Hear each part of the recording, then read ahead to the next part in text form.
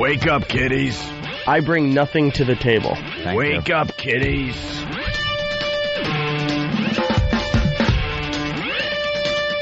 Good morning. Good morning. Good morning, Mr. Breakfast.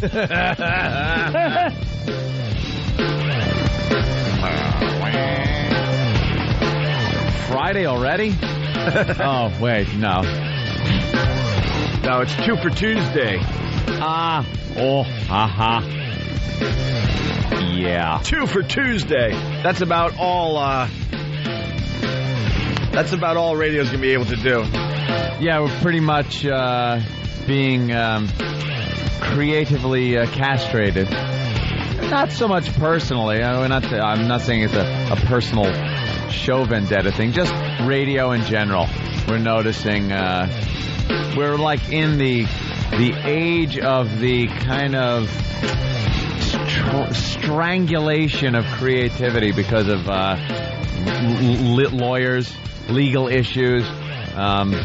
People are scared out of their minds, these corporations and big wigs and stuff, that a radio show is going to screw up, get a huge fine, or kill a listener and get sued, lose a license, that it's very, very difficult to do anything. It's kind of fun to be part of the destruction of radio.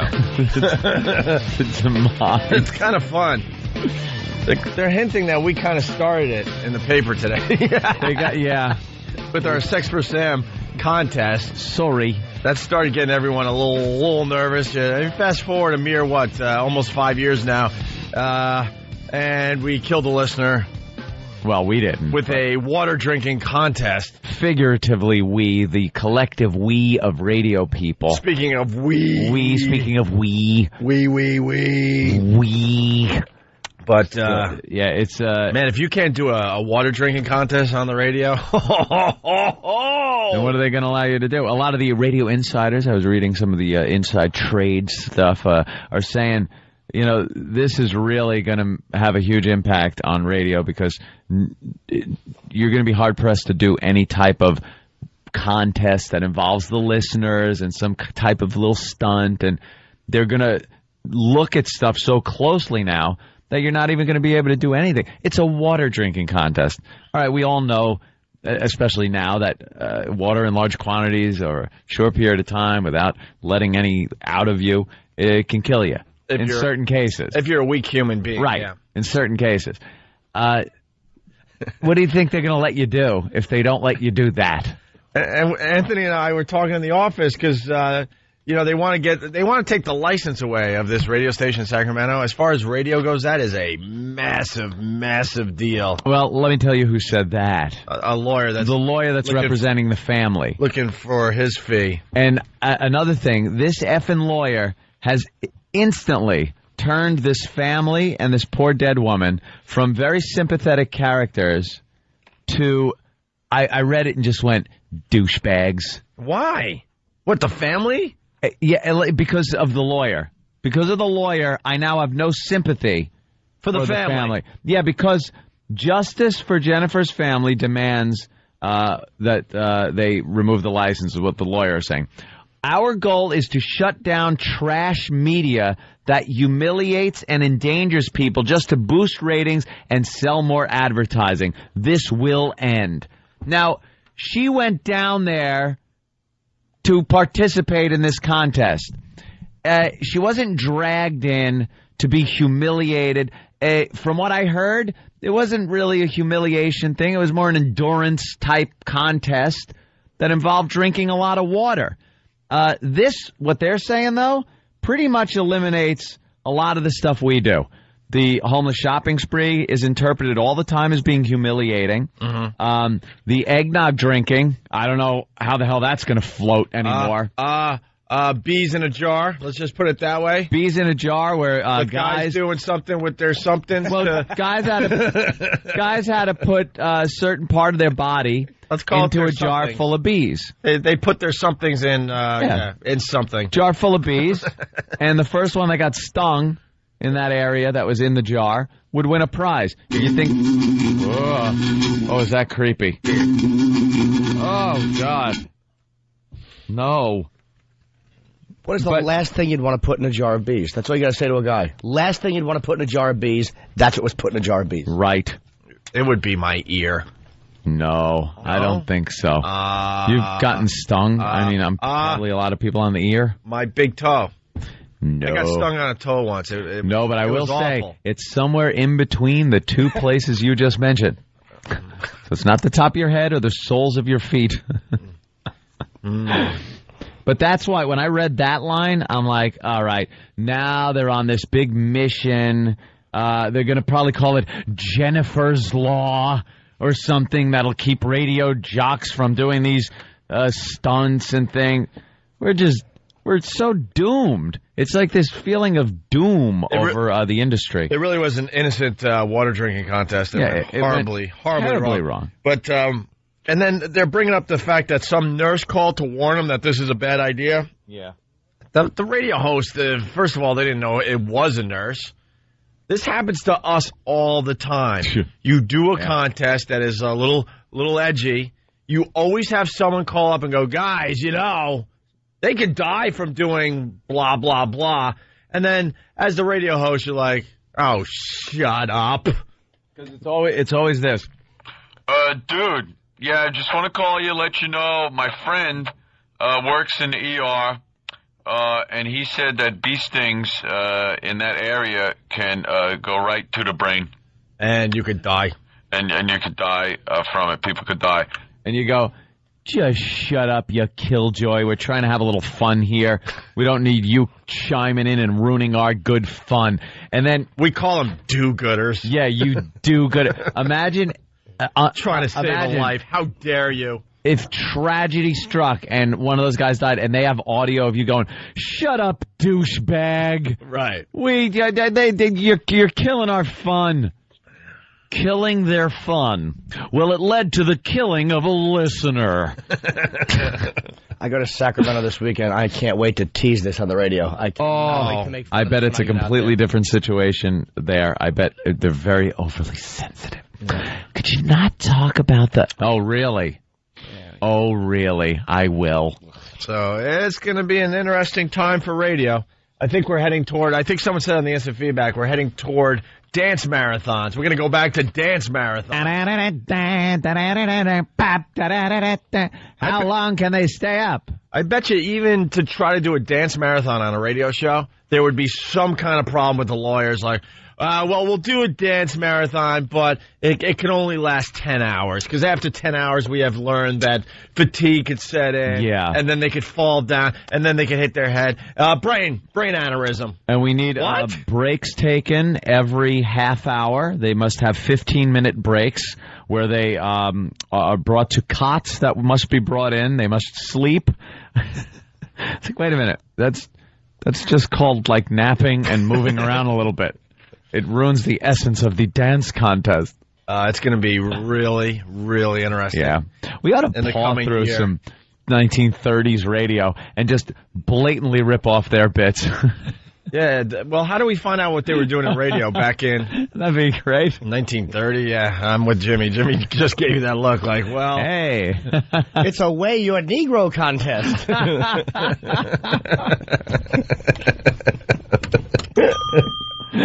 That's the 30s. Oh, yeah, sure. What were they doing in the 50s? How about that?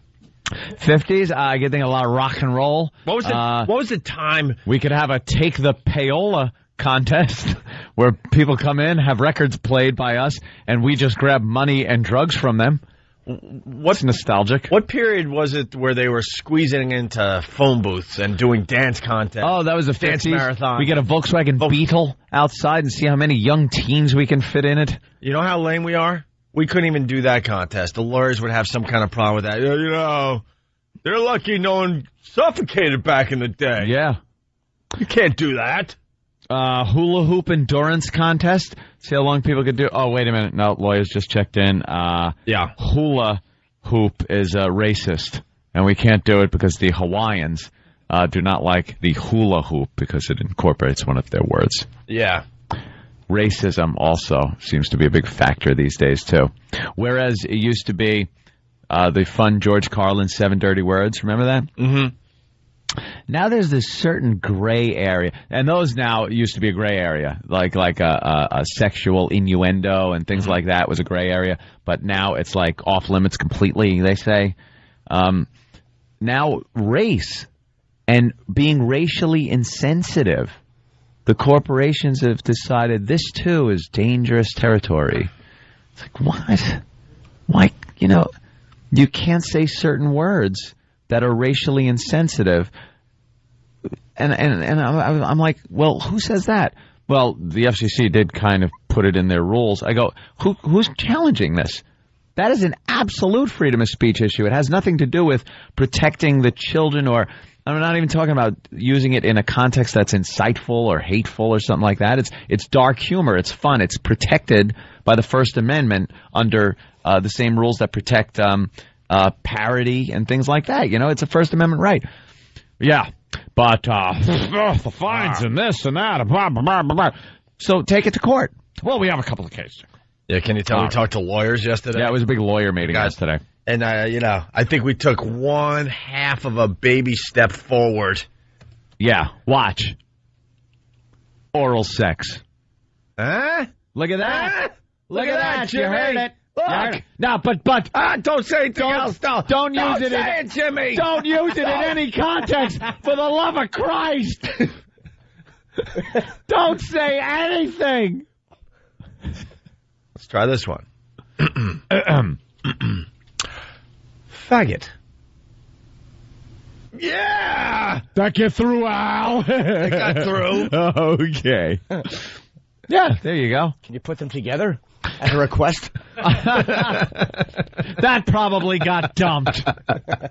Yeah, we had a great time yesterday on the conference call. Because, we've been bitching about things we can't do on the show. So the solution was to talk to the lawyers.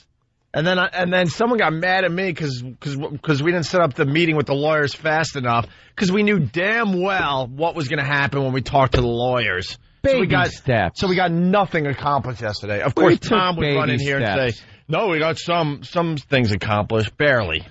Baby steps. Tiny, tiny little baby steps. Aren't you kind of protected for saying certain things? Like the Klan is allowed to say things. Yeah, I know. The Klan is allowed to say things in public. They have a protection under the Constitution that they are allowed to say horrific things. I don't know when it came about that on the radio, people all of a sudden think they have this right to not be offended by what you're saying. And it is just the radio. It's just the radio. You people, you're under this grave misconception. You cannot complain because you're offended by something. There are rules on obscenity and indecency and all these things, and believe me, we pawed through enough legal documents to know what that is and what constitutes indecency and things like that. As far as offending somebody because they feel what you said hurt their feelings, was racially insensitive, that's legal. It's totally protected under the First Amendment. First, the one they deemed most important, number one on the list.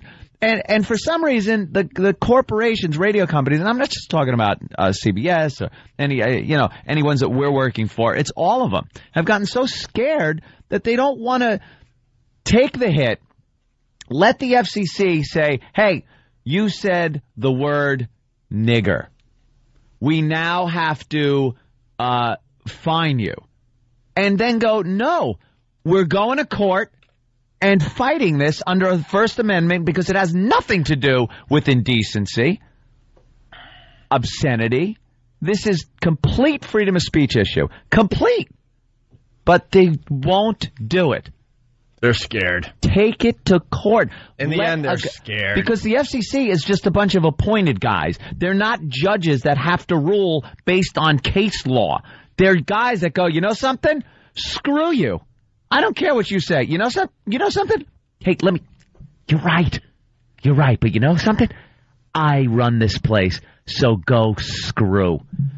Put it before a judge so a judge can rule and go, no, First Amendment says protected. And then you do your show. Do that, please. Too many people have been apologized to. Like, even on a much lower level comedy club, some fat customer gets offended and upset and walks out, and the manager goes, "Oh, very sorry, here's your money back." How about just go home if you don't Leave. Maybe comedy clubs aren't for you. You don't have the right to not be offended. It's not a right in this country. People have the right to say things that will offend you. And you don't then have the right to take away their right to say it. You have the right to walk away. You have the right to rebut. You have the right to seek recourse in some way, shape, or form that's within the Constitution. You have the right to just turn off the radio show. Right. Turn off the TV. That's your right. Exactly. Tell others. But for Tell some others reason, what you heard and didn't like, and maybe you could start something that way. For some reason, people have found this unwritten amendment to the Constitution that says, I have the right to not be offended by what you're saying. And sorry, it just ain't in there. But they will call up and I was so offended and I'm going to complain to the FCC. You can't. It's not part of it. Well, you can complain. Yeah, you can complain, but they should just turn around and laugh at you for complaining about that. And they should enact something because we've also found out that like 99% of the complaints are delivered by 1% of a people's, by a group. It's religious groups. They don't even hear the shows. What they do is they send out letters and emails and say, please write to the FCC because of this. So it's not even like anyone heard it. And I think under those circumstances, especially if they find that there wasn't a violation, the FCC should fine the person that complained for using up their time and resources and fine them for how much money for the time that was spent investigating it. But that'll never happen. I'll put the kibosh on these groups that just send in mass complaints. And there you go. It's the Opie and Anthony Show. That was our afternoon yesterday. Oh, well, right after work. Yeah, we've been waiting all night to just spew. I was having a tooth drilled, so I guess we all went through the same thing, didn't we? Yeah, of course. I would have rather had root canals all over the place. Had my tooth drilled by Zell than sit in that meeting.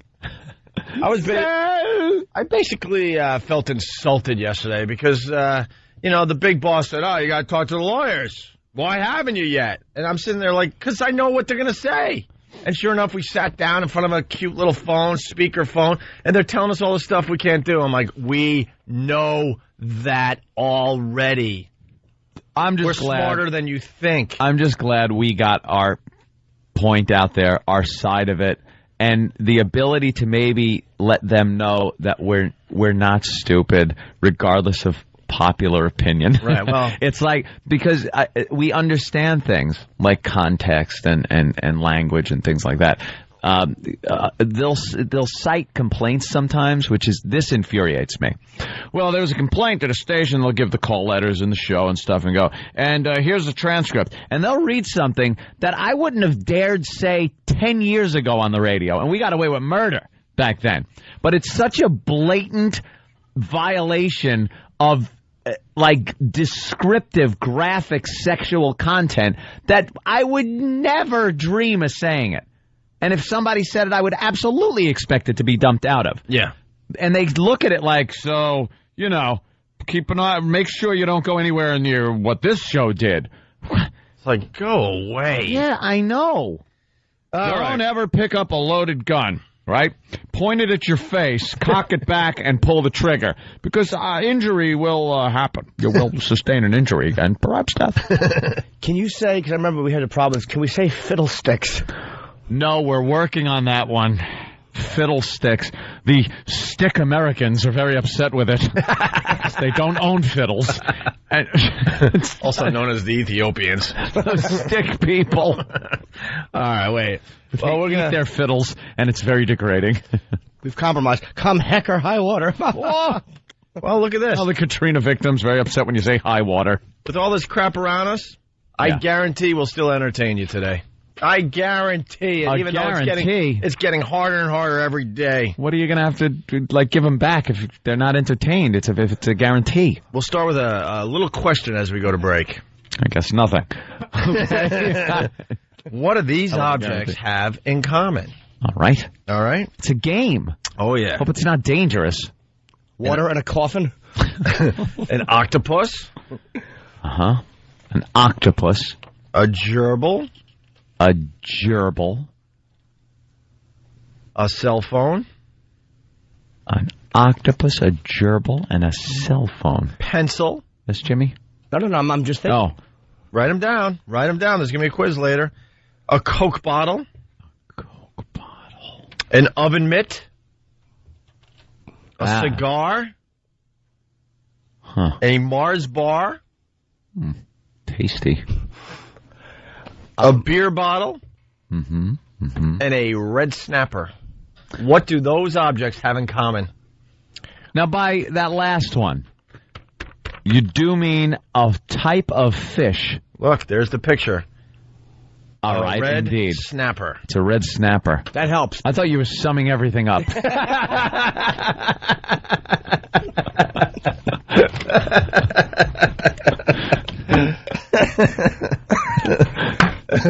Hey, we've been on the radio for 20 minutes and we haven't made fun of John and Jeff yet. What's going on with that? What are we, crazy? What's wrong with us? I hear we have a brand new Opie and Anthony / John and Jeff type promo. Thank goodness. It's a brand new one. We're biting off of them. And do we have yesterday's as well?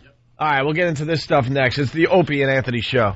Hear what everyone else is talking about. O&A Uncut and Live, continuing the show on XM Satellite Radio starting at 9 a.m. Eastern. Visit xmradio.com to subscribe. It's the Opie and Anthony Show. The virus is spreading.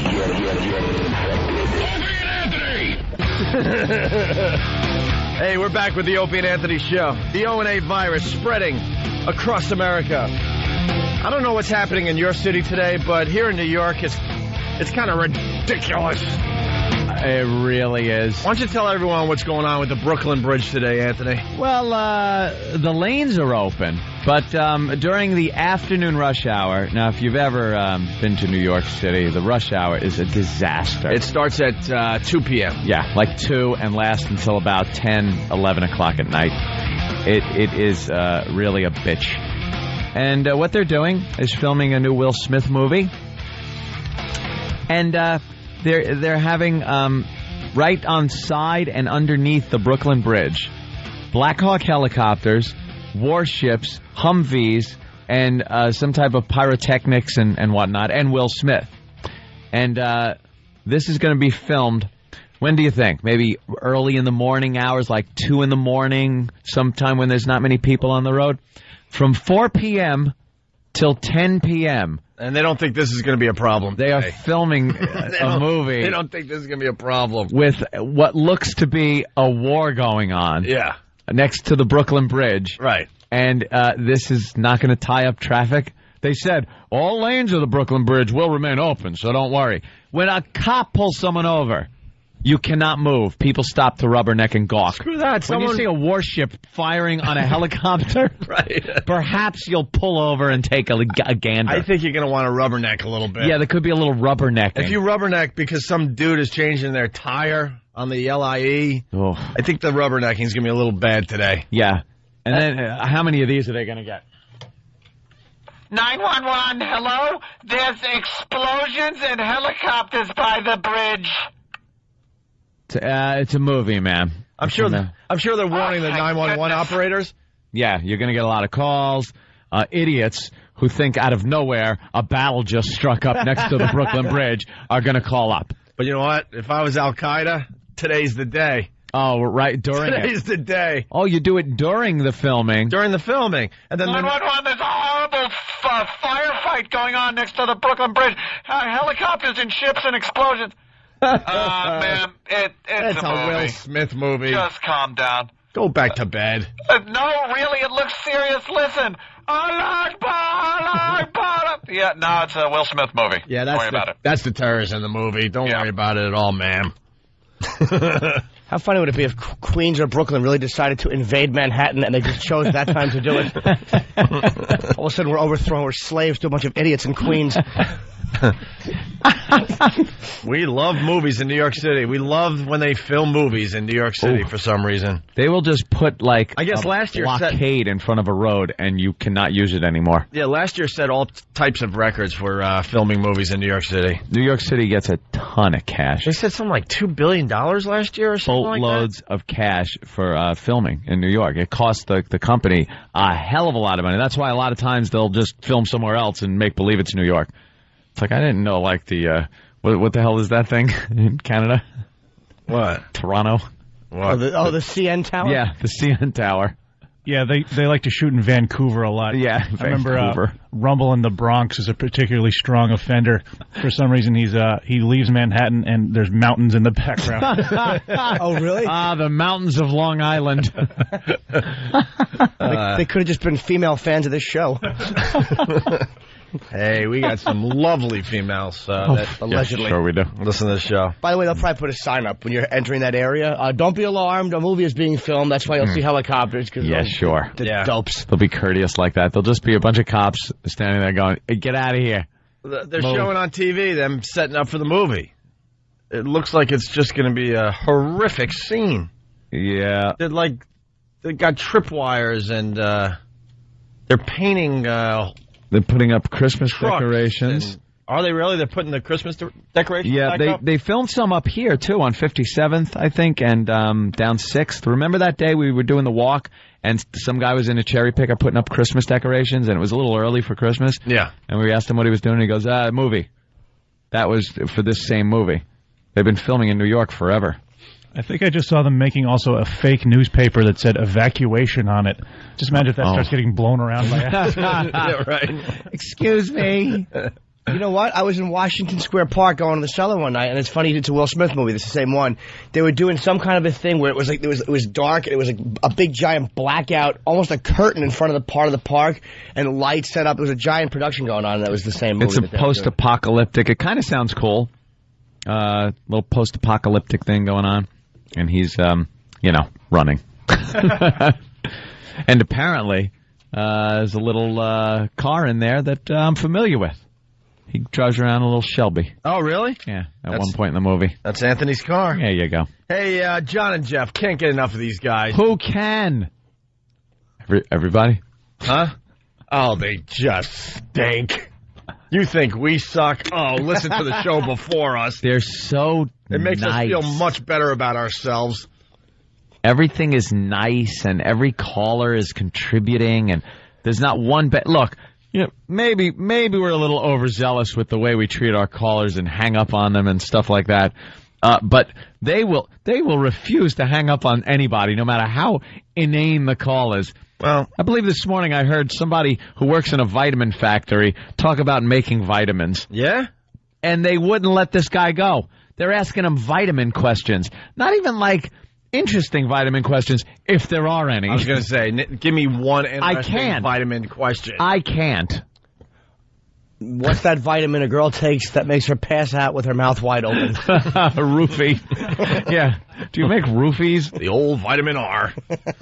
But they were just talking to this guy, and the guy it wasn't even an exciting delivery of his dull subject matter. Mm-hmm. It was double dull. And they kept him on. And Well, if you don't know the John and Jeff show, because not all the cities that we're on, carry the show. oh, how is Consider that yourself very lucky. They're very nice. They're a nice show. They're nice guys trying to carve out their niche in this awful business we call radio. But we're convinced now, and believe me, this is just our opinion based on small clues that we've picked up on. And this in no way is a reflection of the reality, because we just don't know what these guys are into, what they're all about. But first instinct that I get is that one of them sounds kind of gay, and the other one visits Thailand. So I believe people that go to Thailand are kid touchers. Are you saying it should be called the Bottom and Pedo Show? Sloppy party bottom. We're obsessed with Thailand. We can. Yesterday, we took phone calls from people. We just wanted one person to call up and give us a legit reason why you had to go to Thailand, and all of them were very, very shady and sketchy. It could go either way. It could go both ways. You could go for this business, but end up, in one of those bars, brothels, whatever they are. Someone said their hiking is really good. Yeah, it's great hiking. Well, America has some fine spots to hike in as well. You ever see the Southwest? Some great hiking in the Southwest. The beautiful country. Yeah. Sorry, you're not going to find any kids unless you find the lost Brady kids down there in the Grand Canyon to ravage. But so they're a very nice show. You want to hear some audio of John and Jeff? Who wouldn't? This is our latest obsession, by the way. We get obsessed very easily on this show. Here's John and Jeff talking to a female caller a mere few hours ago. Mm-hmm. Can I ask a question, too, for you guys on the show? Thanks so much for doing the audio nuggets and everything. That's cool. What's audio nuggets? What's audio nuggets, E-Rock? Anytime, like what we do, anytime that we play audio of something from the news or entertainment, they call it an audio nugget. Oh. We should come up with a clever name for anytime we play audio. Isn't this an audio nugget? How weird. This is a paradox. We're playing an audio nugget of someone talking about their audio nugget. You know what? This is a nugget. This is a nugget of something you wouldn't want to track on your living room rug. Exactly. This is the kind of nugget that makes you have to use extra paper. An audio nugget. Everything is so just nice. This isn't a nugget. It's an audio log. Yeah. If you use the word nugget in your life, you're just a nice person. A nugget. Let's make a list of words only nice people use. This type of audio nugget gives you what they call splashback. All right, listen. Dan, you're on the job today. Words only nice people use. This audio nugget is the embarrassing type that sometimes when you lift the lid, it's still there. It should be called an audio floater. Give me another word only nice people use. Mm-hmm. Only nice people. Can it be a word? Let me ask you a question. Because nugget, is nugget the nice word, or is it audio nugget that makes it nice? The whole thing just Have you ever used the word nugget? Because nugget is like, you refer to something as a nugget, like a piece of... I popped the nugget is the only time we've used nugget. Right. And that's not a good thing. Mm-mm. It means laundry day is going to be a bitch. You're going to have to shout that out. Here we go. Thank you, Bert from Philly. We start our list with nugget, and we continue with happy camper. Only nice people use the word happy camper. Well, there's a happy camper. On a regular basis. There you go. We got two. Perhaps a happy camper would enjoy this audio nugget. That's right. Mm-hmm. Or perhaps he'd be a happy camper if there was a nugget on his chest and this was being filmed in German. All right, the listeners on Instant Feedback, they're trying to come up with words only nice people use. Nice. You guys the show. Thanks so much for doing the audio nuggets and everything. That's cool. Because, some of us don't get to watch TV, and I thank you guys for bringing that to our attention and everything. The Dateline stuff. The Dateline That's stuff, cool. yeah. But do you guys ever, not get any calls? I always wondered that. Do you guys ever, have a slow night? And have to improvise something? Not very often because we're on a lot of radio stations. Oh, okay. But usually during the Dateline audio, a lot of people like to sit back and listen, put their feet up and drink a beer listening. Yeah. Knowing that they have a good life compared to these guys getting caught. Oh, definitely. Yeah. They're a-holes. When we dump the audio nuggets, people like to listen, But thank you. Thanks a lot, you guys. You do a good job and everything. Thanks. Well, Sandy. I always run it out in the back of my head. I'm like, what if nobody calls in? Then what do they do? But you just talk a lot. Yeah, we just talk on a talk show. Yeah. You can't just sit there and do nothing. Okay. You could. Thanks a lot, and you guys have a We'd good recommend week. it. Good morning. All right, Sandy. Sandy, thank you very much. These guys are gay, right? See? Now, happy, Opie, right? that is something... I'm asking a question. That is something you can only draw your own conclusions. I'm asking. Not I'm based in accusing. fact. But you can still ask questions in America. Of course. I'm not accusing. Don't worry. Yeah. In my opinion, they sound like fruits. They do sound gay. If there is indeed a gay sound, that is it. That is the gay sound right there. Yeah. We add to the list smidge or smidgen. We're going to give you a little smidgen of a nugget today, an audio nugget. Smidge or smidgen. More words only nice people use. Scooch. Scooch. Could you scooch over. Scooch over a little bit? I don't even know how to spell scooch. Scooch over a smidge. Because I got a nugget on the seat that I'm trying to avoid. Scooch. All right, scooch. We got some other words coming in. Morsel? No. Swell? Oh, poo-poo. As in to poo-poo an idea. Poo-poo? Oh, poo-poo that idea. All right, poo-poo. Oh, so nice. Wow, this is just like doing an eggnog drinking contest. Ducky, giggle, or gee willikers. Any of those words make the nice list? Golly. Golly? Gosh. Golly or gosh. Only used by nice people. I like how Opie writes it down for future reference. He's writing it down because you never know. Gonna throw that up on the website. That should get. Oh, please. That should get tons of hits on opieandanthony.com. What, tens of hits? What? All right. Do we have a John and Jeff promo as a reference point there? Please. Because we're making our own John and Jeff type promos.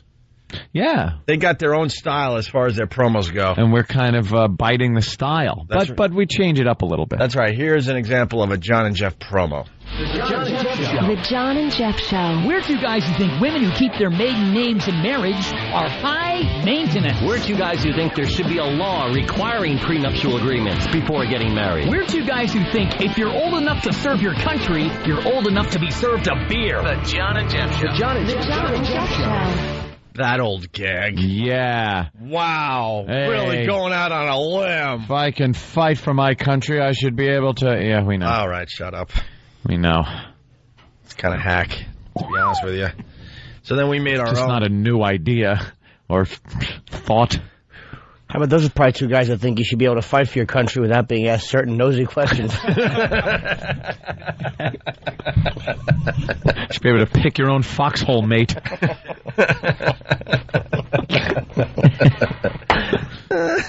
So we made a Opie and Anthony promo in the style of John and Jeff. This was the one yesterday, and then we're going to debut a brand new one right after it. But just in case you didn't hear it yesterday. The Opie and Anthony Show. It's the Opie and Anthony Show. Two guys who think that your fat ass is the reason that no one loves you, and no one ever will. Two guys who think that if your kid has a birth defect, you should burn it and start over. Two guys who better have supper waiting for them when they get home, or else. Two guys we think The Opie and Anthony Show. The Opie and Anthony Show. Wonderful. There you go. So that was yesterday's. Can we play another John and Jeff promo just to make sure everyone gets it? Sometimes you got to do what they call spoon feed. Wow. You got to spoon feed them. I'm not talking to the smart ones out there. I'm talking to the dummies. Make sure we get the controversy, the American Idol controversy, because they're showing that big fat kid. Apparently they're doing a story on Fox. That fat kid is everywhere. He was on the Today Show. He was on Jimmy Kimmel. Is he the new... and he's going to be on The View very shortly. Him and the Bush baby kid. You do understand he's retarded. Yeah. Okay. Absolutely. Here's another John and Jeff promo. John and Jeff Show. The John and Jeff Show. We're two guys who think every father paying child support is entitled to itemized receipts. We're two guys who don't trust handing over our car keys to a stranger who calls himself a valet. We're two guys who think violent criminals should never get out of prison. The John and Jeff Show. Wow, going out on the limb again. Woo! Wow. Set them all loose. All the violent prisoners. Let them open the gates. Setting the radio world on fire with that last one. Like the itemized receipts one. This is what we don't. This is what we don't get. Are they joking or? Yeah, is that a goof? Like, because it's so ridiculous and out there, and who would ever think of that? If you pay child support, you should get itemized receipts. We're two guys that think nice radio stinks. Yeah. Well, we got a brand new Opie and Anthony promo in the style of John and Jeff. And here it is. It's one using our own voices, by the way. The Opie and Anthony Show. It's the Opie and Anthony Show. We're two guys that hate when cut us off in traffic. We're two guys that'll give you the courtesy of a reach around. We're two guys that think a flight to Thailand is much too long. We're two guys that think the age of consent should be 9. Jim Norton. The Opie and Anthony Show. The Opie and Anthony The Opie and Anthony Show. Now, there you go. Now, that's a promo. Nonsense. You know what it comes down to?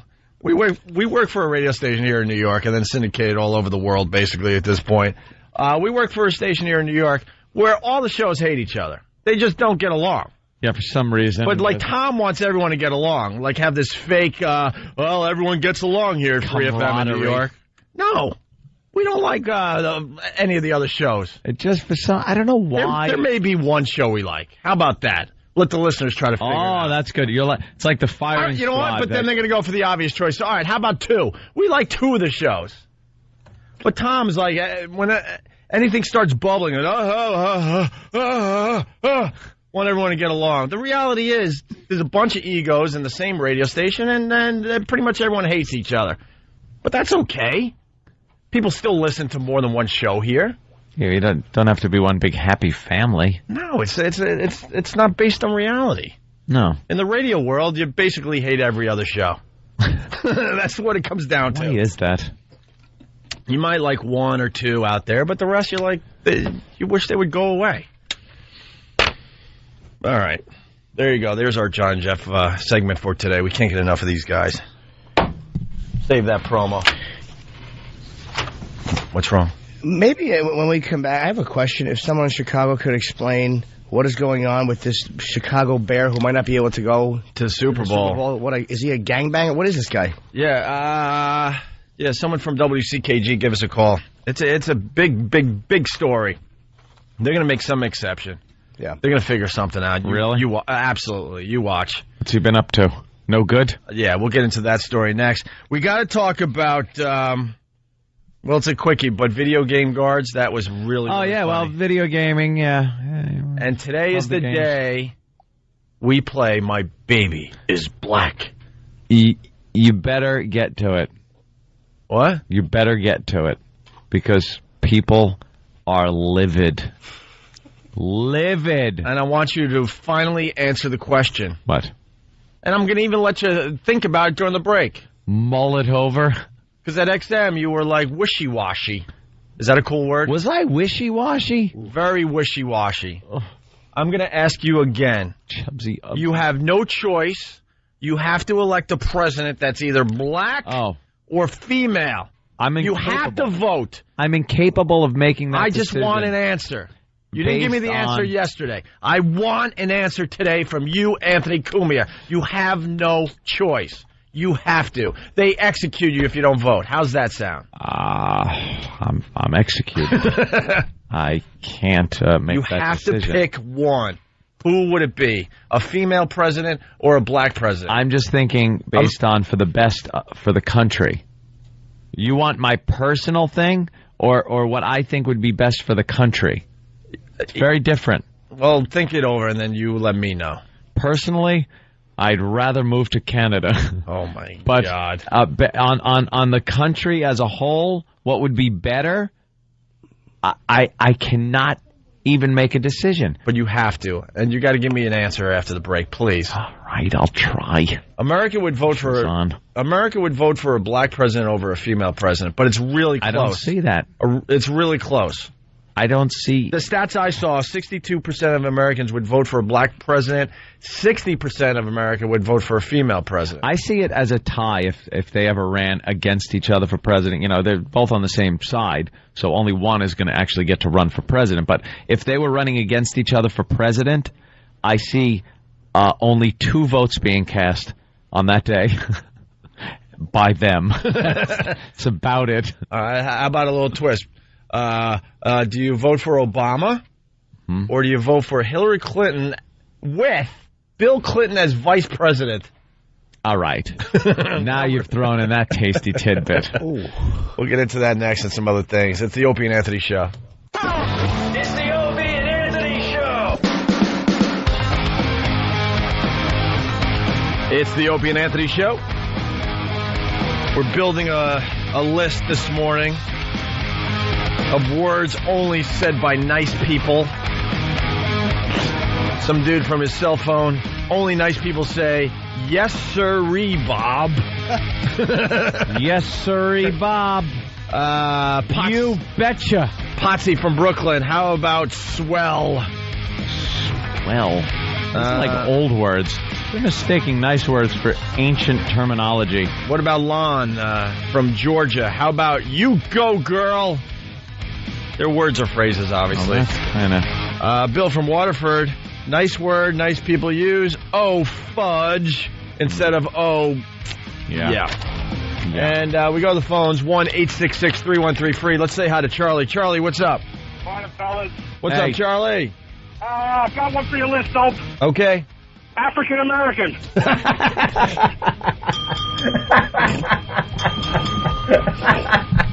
Oh. Well, yeah, nice people say African American, don't they? That's not very nice. Paul from Boston. Cool beans. Ugh. Those are douchey words. All right, we really were going to play My Baby is Black here, and we're focusing, we're concentrating, we're trying to get My Baby Black is on. But there's just breaking news about one of the American Idol contestants, and we just can't help ourselves. The fat retarded kid. Well, he's friends with Bush Baby. Bush Baby. Yeah, they kind of did one of those things where they made him look like they were pals. Well, they palled around. Because they palled around. I guess you got to wait like 18 hours just to finally get in front of some type of judge. Yeah. So I guess like gay people have what they call gaydar. They could detect each other and hook up. They have like a retard radar where they kind of hook up at these things. And they did a whole little segment on them. And there was one, and he was small. He looked like the Bush Baby, like Simon called him. He had big eyes. He was kind of hairy, just a wreck. And then he buddied up with this fat kid. He looks like he should have been in the woods in Lord of the Rings. Yeah, he was like really like a kind of a golem creature with hair, hobbit-like thing. Something that had something to do with Lord of the Rings. And then they had this fat kid. Fat. His waist was 60. It was giant, and he really did not seem right. I was watching the show and just went like, oh, no. What are they doing? He's not right, this kid. Has this bad lisp and everything, and he sang, and it was awful. And they were nice to him, though. You know, they didn't completely trash him right to his face, which I think saved the show. But he's making the rounds. Apparently he's a big celebrity now. You ready for the breaking news? Breaking news. The Special Olympics standing up for American Idol after a person with disabilities auditioned for the show.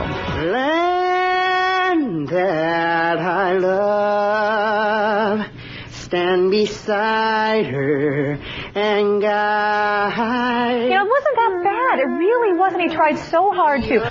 She's basically saying, wow, a retard can sing. Hey, look at that. Wow, for a waterhead.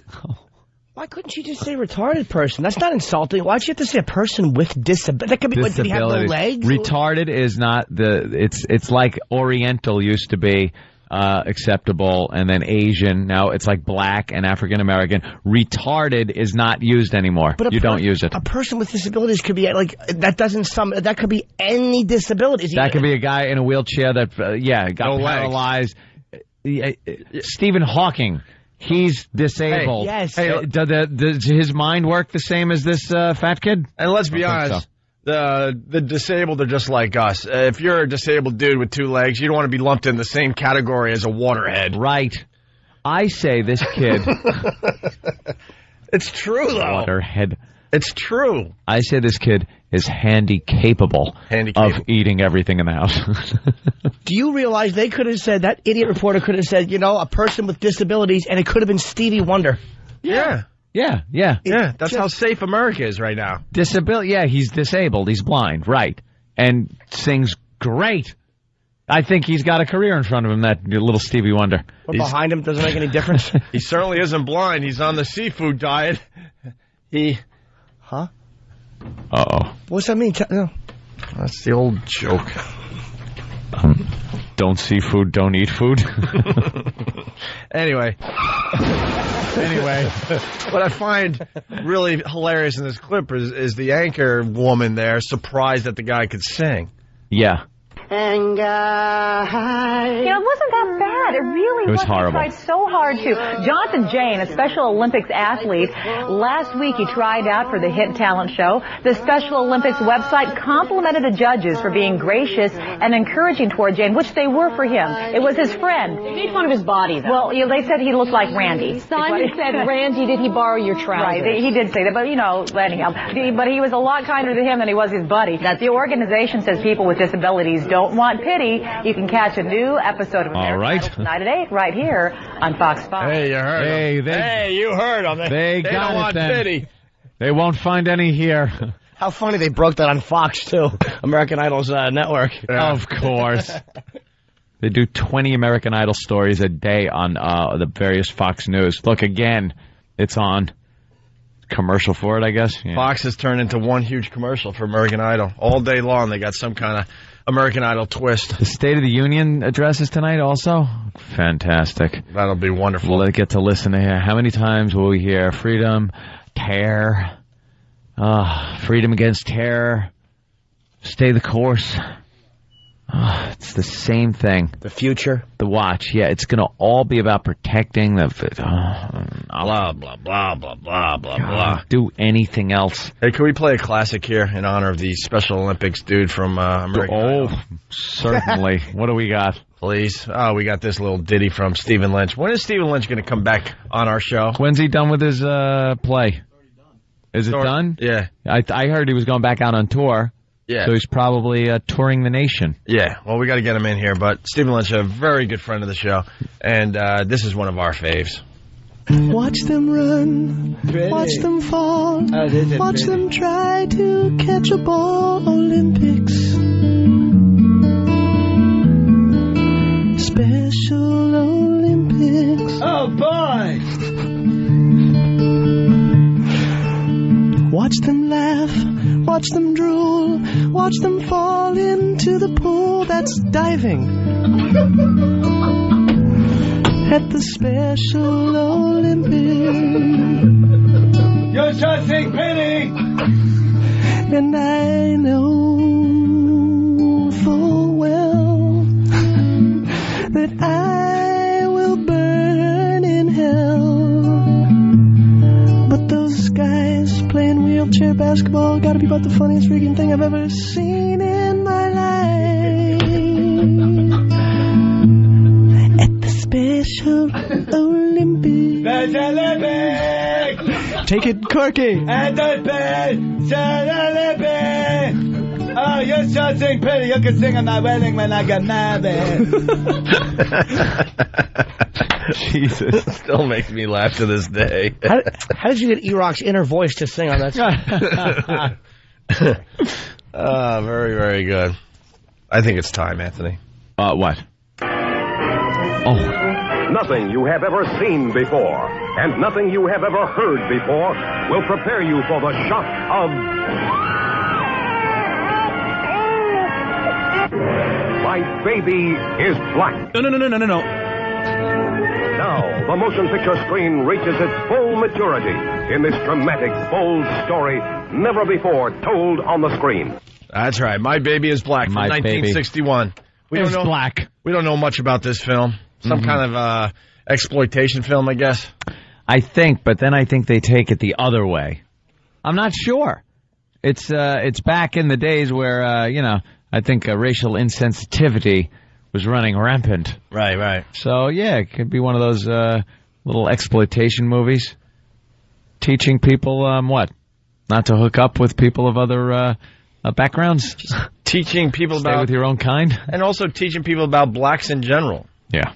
For example, this next clip, class watching an educational film. Social workers talk about civilizing black kids. All right. We're going to play the new clips for the hardcore listeners that have heard the first few here, but we got to get everyone up to speed, so hang in there. Hello there. Have a bonbon. They're like puppies. You train them with candy. Here. What can you do? They're more polite to strangers than to us, and we do everything for them. Quite discouraging. How long have you been in social work? Not long enough to understand them. Not even a smile from you, Jamal. Not a bit of gratitude. You try to help civilize them. You give them decent houses so they can live like people, not animals. Oh. Give them real houses and they make pigsties out of them. They live with their lice and their dirt. No, believe me, mister, I know them well. I've tried everything, threats and kindness. Nothing works against their stubbornness, their laziness. Besides, they're sneaky and liars. Miserable. They should be isolated and disinfected, too. Believe me, sir. Discipline is important. A strong hand would do them much good. I heard that conversation over my fence just yesterday.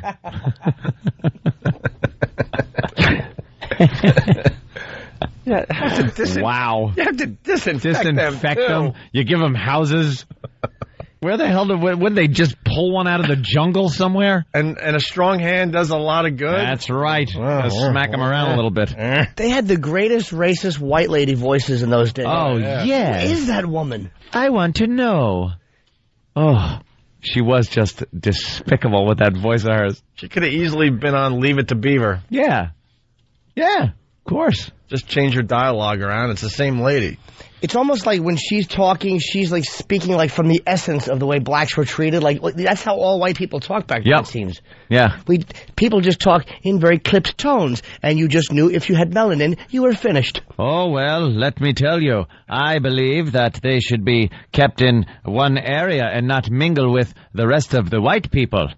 Yeah, they had no idea how to talk on film or tape or anything. I'm sure they talk normally. Did they just talk like this, kind of just, hey, how you doing, in real life, and then all right, in a 3, microphone gets 2, in front of them? 1, we're rolling. I don't believe they should ever have children with white people.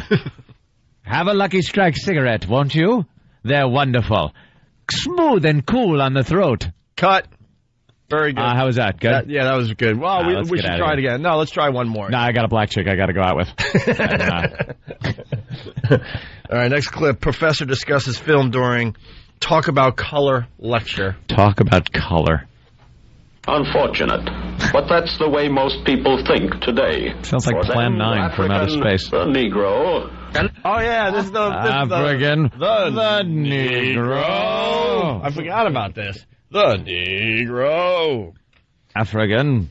So I guess the professor, they were playing that film that you heard with the lady doing the weird voice, and then the professor comes on to discuss what they just saw. How ridiculous it is. I think they were trying to get a little racial sensitivity here, so the professor explained how ridiculous this was. This woman has maybe a couple of issues that need to be addressed. You know what? It's that old gag, though. Get the professor to show how ridiculous it is. Yeah. So you could actually show this exploitation to people. Yeah. It's kind of like the modern day talk show, like Maury. It's like, it's still a freak show, but you get the expert on to make it all good and legit. Right. Unfortunate, but that's the way most people think today. For them, the African, the Negro, can never be anything but inferior. It is useless to tell these people otherwise. Is this the philosophy lecture? No, it's a talk about color. We have just seen a... No, it's a talk about colored. Wow. I need Negro. For my instant replay. That's African. The Negro. To talk about color. We have just seen a story on the Arab, who is a white man. Comprehend me. Practically speaking, we could equally well have used any racial minority as victims. The yellow race, for example. The yellow peril. Unfortunately, racism is a leper, gaining more ground every day, and as such, should be dealt with seriously and intelligently. Is any one race on earth superior? This guy is really full of doom and gloom. He really is. It's growing. It's a leper. Growing every day. Oof, he is a creep. What a ghoul. How about putting a positive spin on it, fella? Yeah, times they are a-changin'. Jesus. This is the 60s, man. Chill out. Come on. Some good things are about to happen. What a killjoy. No kidding.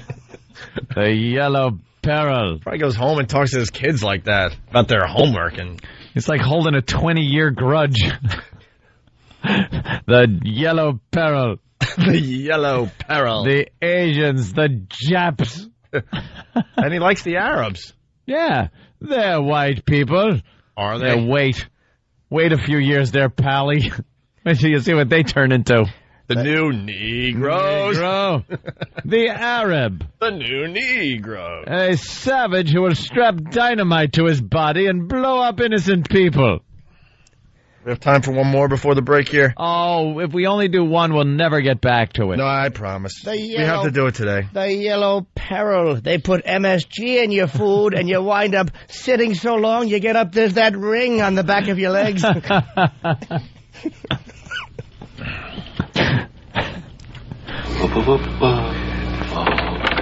yeah, this is the other one that we played, and then we'll get to all the new clips after the break. White friend-ass black man about shaving.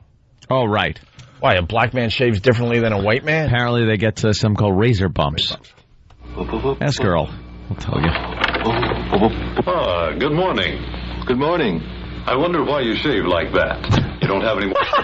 Wonder why you shave like that. Why do you shave like that? It's, once again, the camera turns on. Yeah. Why do you shave like that? I wonder. I am Rock Quarry. Yeah. That's right. We thought this guy sounded like Rock Quarry from the Flintstones. You might remember me from the gunfight at the OK Rock Corral. Pow, pow, pow. I am Rock Quarry. That is from my movie, Dr. Jekyll's Hyde. I'll just be Gus Schultz. Gas station attendant. I miss Holly Rock. My fans, the adulation. That's the same voice. Why do you shave like that? You're a Negro. Good morning. Good morning. I wonder why you shave like that. You don't have any more beard than a hen's egg. Right. It's a stupid habit. Why do you say that? Because... Anyway, I prefer looking like this to looking like the good Negro. Which one is that? Well, the one who shines shoes. The one who is always so polite. The one who always says thank you whenever he gets his tips. Oh, boy. This one's a bit, He's, a little, advanced. He's a little, This one might have to be, it's 1961, for God's sake. He certainly has some advanced thinking, doesn't he? Harumph, harumph. I don't want to be like the good Negro. All right. On the way. They all talk like Master Poe. Gentlemen, why do you shave like that? All right, after the break, we will continue. Please. Interracial love has to overcome barriers. All right. And here's the showstopper. Parents freak out discovering daughter's pregnancy. Oops. It's the Opie and Anthony Show. It's the Opie and Anthony Show. All right, a couple things. By the way, you're listening to the Opie and Anthony Show. What the hell is going on Pal Talk today, Anthony? That's what I love about Pal Talk, man. We have our Pal Talk cameras here in the studio, and our listeners, a few of them, of course, have their Pal Talk cameras at home. They get to watch us. They get to hear us during commercial breaks when we're just hanging out BSing, and we get to watch them. And it's a little bit of everything today. We got a guy who's on the radio. He's a jock down in North Carolina, and he's like on one of those light stations. Oh, he's just like a music jock? Yeah, so he's kind of doing his breaks. He's in front of his mic, and he's like he's doing a radio show, watching a radio show. I look forward to the day he brings a gun into work and just ends it all. Yeah, could you do that on Pal Talk, please? You can tell this guy's like a rocker dude, and he got into radio, and this is the only gig he could get. Light FM. Yeah. Then we have music of your life. Then we have Red Rum, who is finally back in the shower. She had a baby. Yeah, so she's back doing shower cam. Yeah. And she's all soaped up.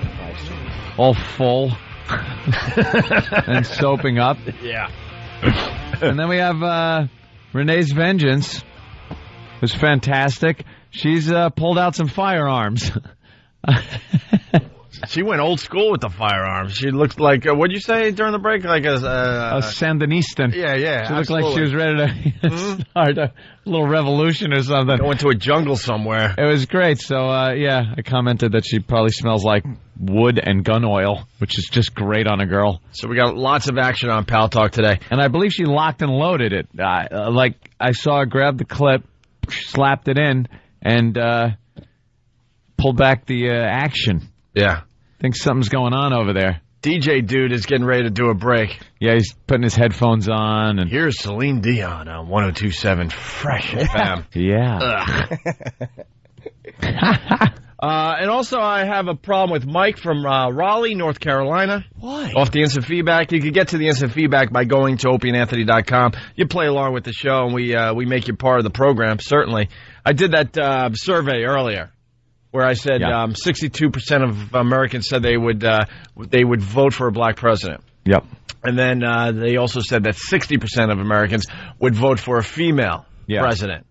And as soon as we went to break, of course, Club Soda Kenny comes running over and goes, but that's 122%. They weren't pitting them against each other. That's 122%. Your math is wrong. There was some overlap. Kenny couldn't wait to start talking as soon as the mics were off.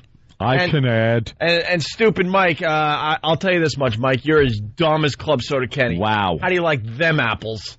That's dumb. Don't you understand it was it had to be two different questions? Yeah, it was two different questions, and some people said yes to both. Right. That they would vote You get a for room woman. of people, you ask them two questions, and that's how it could be 122%, because it's two actual questions. So basically, if 62% of Americans said they would vote for a black president, guess what? That means 38% of the people in the room said they would not vote for a black president. And then it was question 2. Yeah. That's how that works, Mike. Good old Mike. Told him. Let's get back to My Baby is Black. Yeah, right back into it. Where did we leave the folks at? We left off with the shaving. Okay. And the black guy wanted to shave. Well, he didn't want to look like a shoe shine black. Yeah. He wanted to look like a businessman black. Upwardly mobile. And he understands that people make opinions real fast just because of the color of his skin, so he figured he could help that along a little bit if he kept clean shaven at all times. He didn't want an Uncle Remus beard. Right. Well, I can't wait to hear the rest. Interracial love has to overcome barriers. That's what I want to hear. From 1961, this is My Baby is Black. Do you still love me? I love you very much, Francis. But we must consider the facts. We must not forget that wherever we may go, people will stare and point their fingers at you. Perhaps your good friends will desert you, and they may also... Perhaps. She's got to be the white one, right? Yeah, she's the white woman. She's got to be the white one. Yeah. Oh, boy. Is that her black boyfriend talking trouble brewing. It might be. What? He's not like shucking and jiving or nothing. Who's that talking to? Is that her black boyfriend or is that her father? I'm assuming the guy's black, she's white. He's saying that your friends may leave you. Yeah. Eric saw it. Eric? Mike? Yes, white girlfriend, black boyfriend. Okay, he's talking to her. And that's the black guy talking to her? Yeah. Okay. Yeah, just telling her what to expect. What to expect. It's going to be a treat. All right.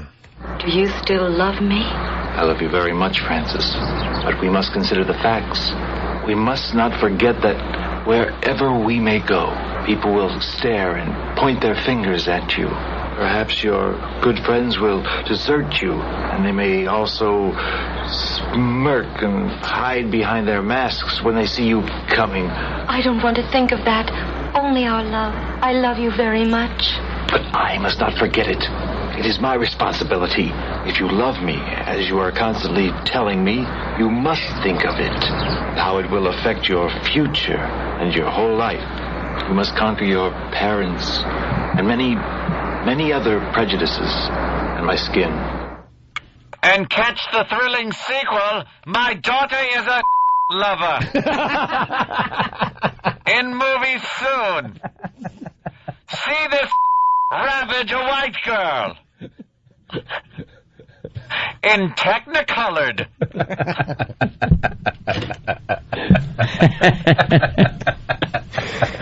Oh, boy. Wow. That guy painted a bleak little picture, didn't he? No kidding. And a mere, 46 years later, we might vote for a black president. It's gonna be awful. People will point and stare. Your family and friends will abandon you. It's going to be horrible. They'll turn their backs on you. But you're gonna get some of the biggest you've ever gotten in your life. Oh, it's not much of a sacrifice. I love you. Do ya? Could anybody act back then? Yes. No. It's like an awful soap opera. Isn't it just horrid? Thank God for Brando, or they don't still be talking like this. Like that. Rachel, you've married a... My string of Peloponnese. My... Oh, God, is that funny? All right. Mr. Faversham, my daughter will not go out with a... will not go out with a...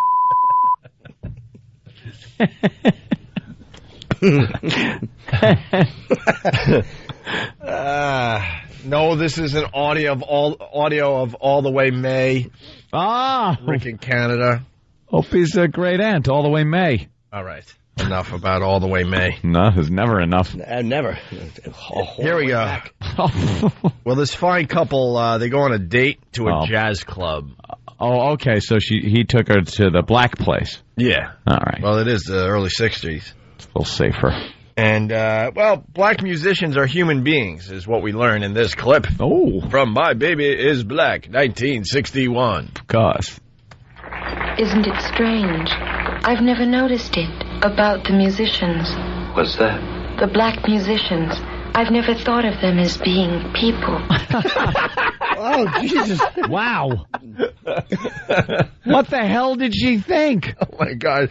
She must really like the you-know-what, man. I never thought them as people. As people?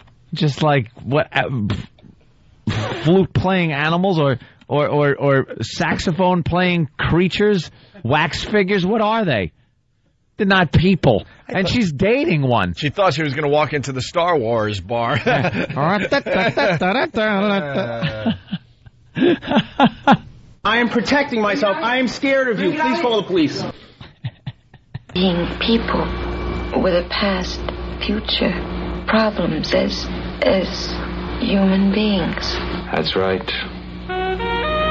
You see them as machines, turn out pleasure, to make you dance and laugh and sing, to give you a merry time.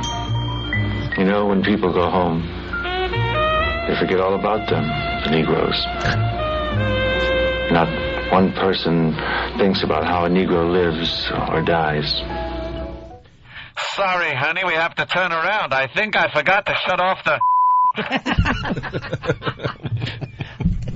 Dear, did you leave the on? A machine. Oh. What the hell? They think of us as machines. Oh. I've got to take my down to the shop. I think he's broken. He's leaking oil. Make your own oil jokes, people, please. I mean, we'll leave it at that. When there's music playing, don't jump up and down or the will skip. Wow. My goodness, is that a 1959? That's wonderful. I own a 48, and it runs like... I put it in first, and it's lazy and shiftless. I can't shift into second, see? It's shiftless, because it's a... It's, yeah, well, machines. Machines. Damn you, machines. Take your filthy claws off me, you damn dirty machine. Machines. Machine. I swear, I've never heard that one before. Ever. Was there ever, a time ever. in American history where we just thought of the black man as a machine? Oh, okay. Maybe during the slave days. No, they were replaced by the cotton gin. Thank you, Eli Whitney. Wow, this is... More. I need more. All right. Well, of course, they went on a date to the jazz club. Yeah. Next step, she's pregnant. Oh, boy. The white girl is pregnant. One night at the jazz club. By the Negro. Right. This is trouble. What have we done for God to inflict such punishment on us? That's the parent? Yeah, the parents freak out discovering daughter's pregnancy. Should have set up the clip a little better here. Here's Papa. What have we done for God to inflict such punishment on us? Oh, God. Oh, my God in heaven. My daughter pregnant by an... What will people think? Whoa, what? Wait, that wasn't my beep. Wait, that wasn't Anthony's beep. That wasn't even my beep. Wow, did she really say it? Yeah, we had to beep it out. She said the word? Yeah. Wow. She didn't say Negro. Negro. Oh, God, I want to hear the... We got to play that. Oh. I want to hear the June Allison saying that. Yeah. After our discussion yesterday, we're allowed to play it. Yeah, it's a historic piece of footage. It is historic. All right, hold on. I'm going to try it. Give it a whirl. Let's see what Al does with this.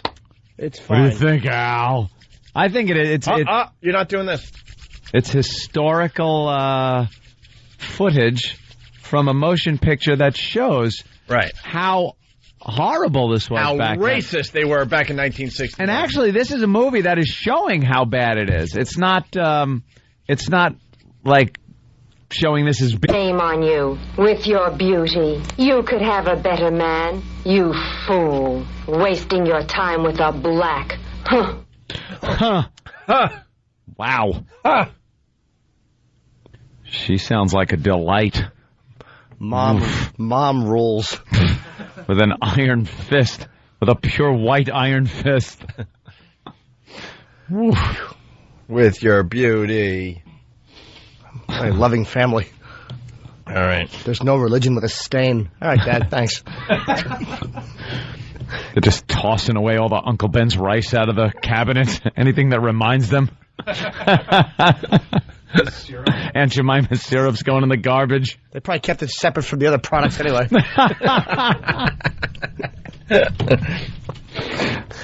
In the back of the house. In the back of the cupboards. Black boyfriend in jail for hitting a butcher, torturing a black kid. Okay. So I guess the butcher was torturing a black kid, so the black guy who got this white girl pregnant helped out the black kid, right? Yeah, and you know how that turns out. He hit Sam. Sam the butcher. You should have hit Mike Brady for what he did to the black kid. Hey, we got a great suggestion for the show. Someone wants a Pal Talk camera in Al's office. Al, wow, that would be good. Show. Just watch him dump. This is very funny. Pay attention to what the butcher did to the kid. Oh, boy. Okay. Oh, boy. Did he, no? You know, did he, No? You know. All right, we'll find out. Covered him with... Oh, no. What? Just play it. Boy, you just now admitted you asked the butcher for 3 slices of fresh ham from his refrigerator. Then what? Wait, he's in court at this point? Police station. Oh, he's at the police station. That guy doesn't sound like a police officer from the 60s. Or an actor. No. Sounds more like John or Jeff. It is horrible.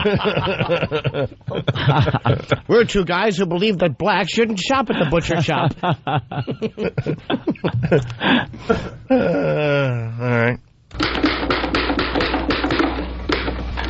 Boy, you just now admitted you asked the butcher for 3 slices of fresh ham from his refrigerator. Then what? What happened? Come on, speak up. Tell us. He gave me a very funny look. Why? I don't know. Maybe because I'm black. Okay, then what happened? He smeared my head with lard and then pushed me into his big refrigerator. I was only joking.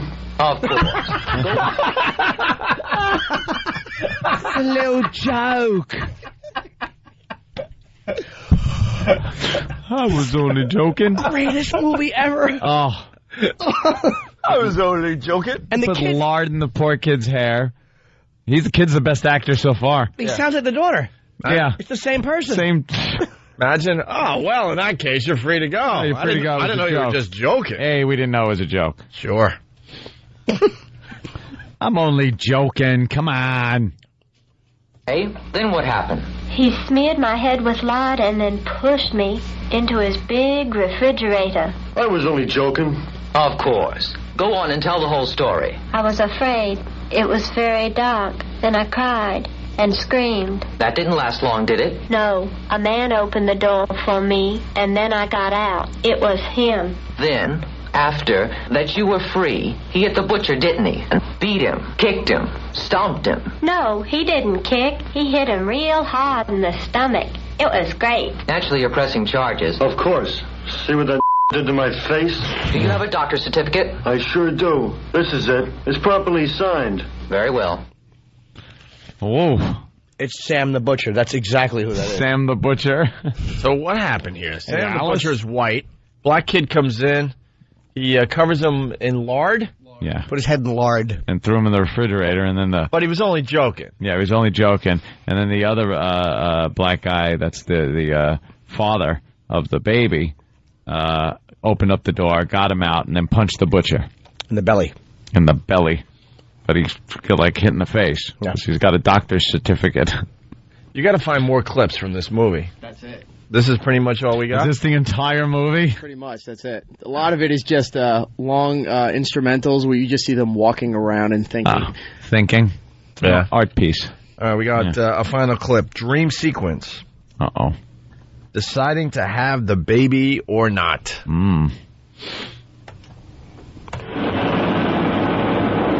Mixing races is not good. Well, my dear, if he were white, it would be different.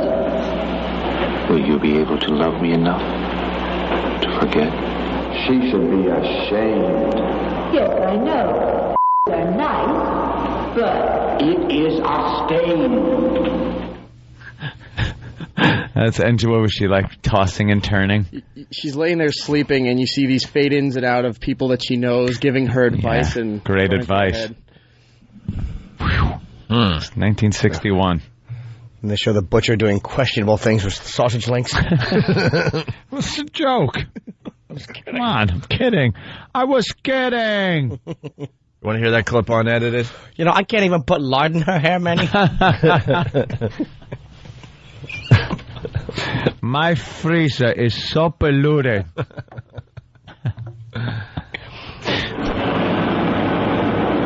Mixing races is not good. well, my dear, a nigger. If he were white, it would be different. Will you be able to love me enough to forget? She should be ashamed. Yes, I know. Niggers are nice, but It is a stain. She said they were nice. But There's always a big but here. Mom drops that N-bomb a lot, doesn't she? Yeah. Well, wow. Sounds like my mom. The obvious question, did she have the baby or not? At the beginning of the movie, she has the baby. Then it cuts back to how it led up to the baby. So apparently it's like Memento. Yeah, the ending Played is her backwards. and the guy walking in a park pushing the baby. Thanks for giving it away. You just ruined the end. Thanks. That kid's 46 right now. Yeah. How about that? You know, that child was me. Yes. 61. Yeah, well. Yeah. Hey, Stephen Lynch, very popular today. Can we play a little ditty from Stephen Lynch? I can only imagine which one fits this situation. This will wrap up My Baby is Black. Okay. A little song called Vanilla Ice Cream. Oh, yeah. I like this one.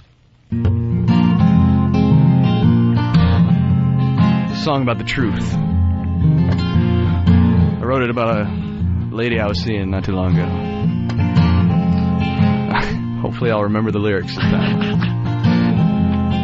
Have a seat and listen. Please don't say a thing. In matters of the heart sometimes the truth will have a sting. Just don't take it personally, this is no attack. But we will never last because I'm white and you are Also white, I only like black girls, the brown girls, the cafe au lait, the caramel girls and mocha girls just blow me away. If you are Nubian, I want you to be in every fantasy. But if you're a whitey, say nighty nighty, you're just not the girl for me. Woohoo! Well, her body is a turn-on, curvaceous front and back. Her hair is quite literally an aphrodisiac. Don't call it jungle fever, 'cause that just isn't right. I am not a racist, some of my best friends are white. I just prefer black girls, the brown girls, the cafe au lait, the caramel girls and mocha girls just blow me away. Well, if you're a cracker, you better get blacker, or else you best get out. It is no mystery, I like a sister, see that's what I'm talking about.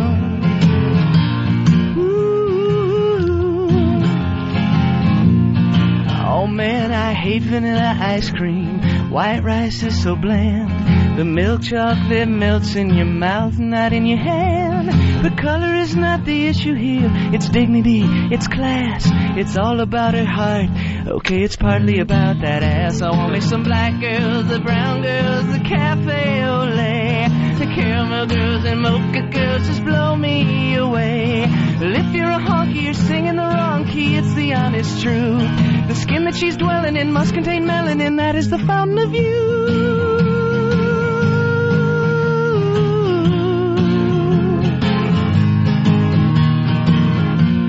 Thomas Jefferson, Robert De Niro, with strong thermal, strong thermal, yeah. Nice. Yes. Thank you. There you go, Stephen Lynch. Before we take a break, someone has a great observation about the butcher from My Baby Is Black. Oh, my God, yeah. Tommy from Bayside, what's up? What's up, boys? What's going on, man? Hey. Is it just me, or does this butcher sound like Kenny? The butcher sounds like Club Soda Kenny. Except more tolerant.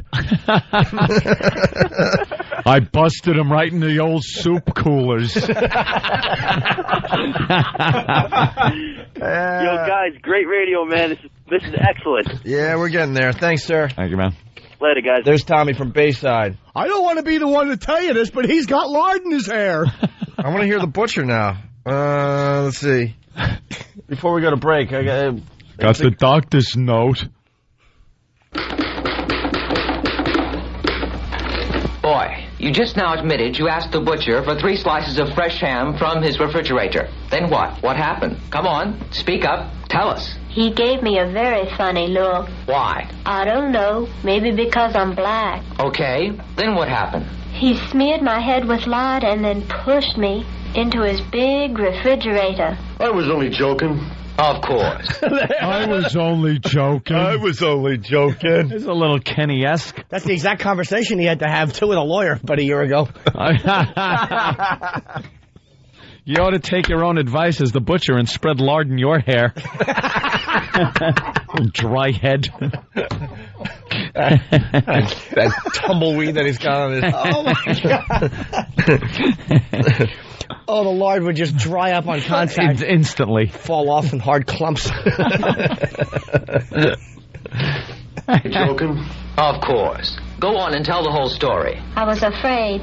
It was very dark. Then I cried and screamed. That didn't last long, did it? No. A man opened the door for me, and then I got out. It was him. Then, after that you were free, he hit the butcher, didn't he? And beat him, kicked him, stomped him. No, he didn't kick. He hit him real hard in the stomach. It was great. Naturally, you're pressing charges. Of course. See what that did to my face? Do you have a doctor's certificate? I sure do. This is it. It's properly signed. Very well. You have to have the right certificate. It's freaking Club Soda Kenny. Doesn't work. What did he do to your face? He punched my mustache off.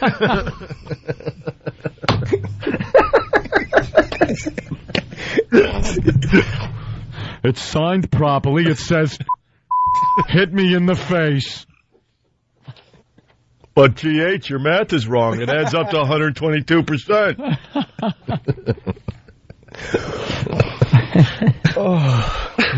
That might be my new favorite part of My Baby is Black. The Club Soda Kenny lines. Yeah, as the butcher. Great. And Club Soda Kenny as the butcher. How would Kenny deliver that line? What's the line? I was only joking. I was only joking. See, it's very similar. Thank you, Kenny. Great for pointing that out. And Benny Blues from Jersey. Benny Blues, what's up? And coming up at 11, how a Negro may destroy religion. That's right. Tying in the news tease. Yes, we learned that. Yes, indeed. All right. Well, I'm glad we finally got through that. That was great. Way better than I thought it would be. Well worth the week wait. We finally did it. 1 week we had to wait for that. Thank you. See, we get to things. Eventually. Still trying to figure out what these items have in common. An octopus, a gerbil, a cell phone, a pencil, an oven mitt, a Coke bottle, a cigar, a Mars bar, looks like a beer bottle, and a red snapper. Still trying to get that answer. No one's got it right yet. It's the Opie and Anthony Show. It's the Opie and Anthony Show. The Opie and Anthony virus.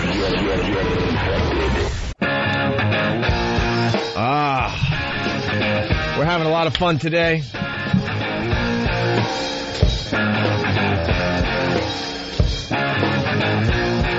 Doing a little cleanup here. We got a ridiculous story in the news today. Ridiculous. Man, that was a cool guitar riff right there, huh? It's a finger snapper. Listen to this. Well, a company in Colorado has come up with a new line of underwear. Yeah, it's designed to get rid of that smell of past gas. I kid you not, folks. Yeah, we can't joke about this. Yeah. Under Ease pants are airtight and lined with a replaceable filter. The felt, charcoal, and fiberglass wool captures and eliminates the smell. The company's president says they get a lot of jokes about the undies, but they know it's a serious product that serves a purpose. You know what? I wish I had that growing up because my brothers have tortured me so many times. No, they didn't. What happened? Wow, they torture you with their gas. Die. She should wear those over her face. Every time she talks, it just gets muffled, so the stink of her bad jokes doesn't infect the studio. Corny hole, shut up.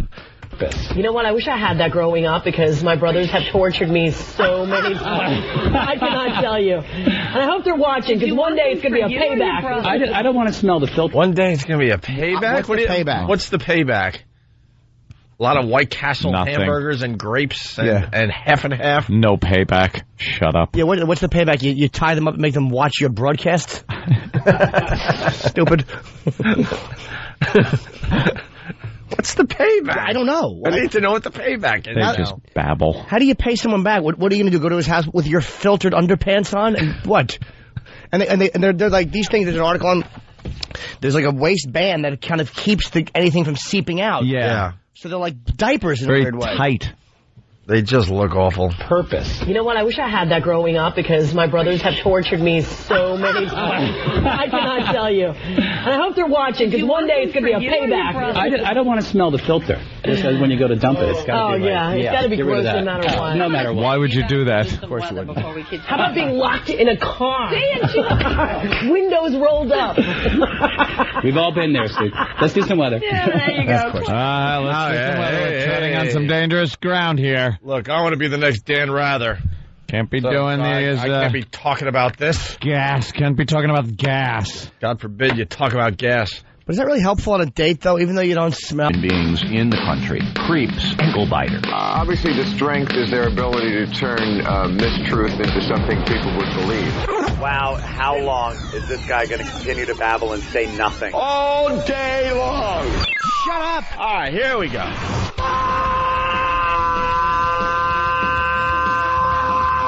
Welcome to the Opie and Anthony Show. It's worse than I imagined. That's terrible. I'm sorry. We are a bunch of dopes. I think we're lewd. We're probably pushing 20 arrests because of this radio show. Out of touch cornballs. 3 retards. We have the effect of Town Hall PM.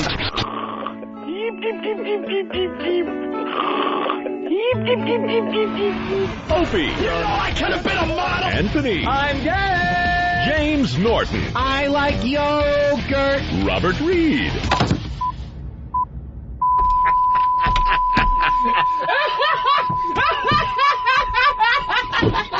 But enough of this palaver. Let's get the show on the road. Second half of the Opie and Anthony Show has officially begun. Now I can't listen to that line anymore. The monoline? Yeah. Fucking, it makes, every time I hear it, it's so obnoxious. I can't listen to it anymore. Because it's delivered in anger. It's not like fucking casually said, like I could have been a model. Hey, man, you know, there was a point in my life. My mom was thinking about it when I was a kid. No, it was, you know something. You are lucky to have me. You're lucky. What that was something that came out from the core that had been waiting to come out for years. Do you realize how lucky you are to have me? Every slight you'd wanted to answer with that one thing. It's like I could have been so many things, but I decided to do this. I ended up here for you. Entertaining for you, the not masses. Me. Do you know I could have been a model? That is something that is said by a jerk. Oh, shit. God damn.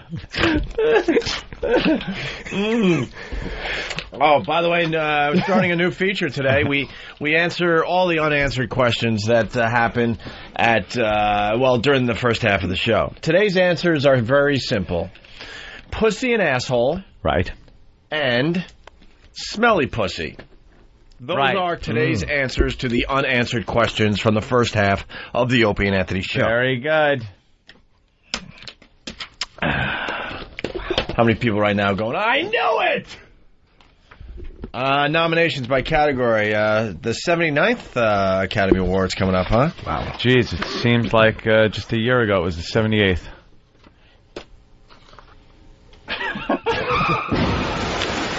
Does anybody remember last year? This is what I do now. attaboy. That's the funny back end. I love this. I've got the new life. It's nominated, by the way. Oh, yeah. Best song. Best song in a movie. I'm a new person like you. I didn't bother when you're not the one for me. Is enough? I saw the sign, and it opened up my eyes. I saw the sign. Life is demanding without understanding. I saw the sign. It opened up my eyes. I saw the sign. No one's gonna drag you up to get into the light where you belong. Where do you belong? That is so fantastic. I can't even stomach it. I have to have that too, by the way. Travis is burning me that fucking Silence of the Lambs song. I want that. By the way, we got the long version of that song. Oh my God! Song that we've Where never is heard. it? Is that the one she did in studio or no? Oh my God! Let's hear the whole version, please. That's only a piece. You know, she only sent in a piece for the contest. I want another verse. Where is it? Or she sent the whole thing in, and we just, because we had to make it quick 30 for seconds, radio. sure. It had to be 30 Where seconds. is it? One of these blathering idiots has to come up with it, or someone's being fired. Right.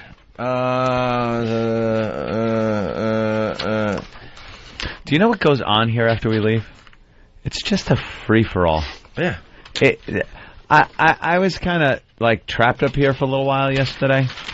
While I was waiting after the meeting, I had to do the, hope he's pouring some cereal.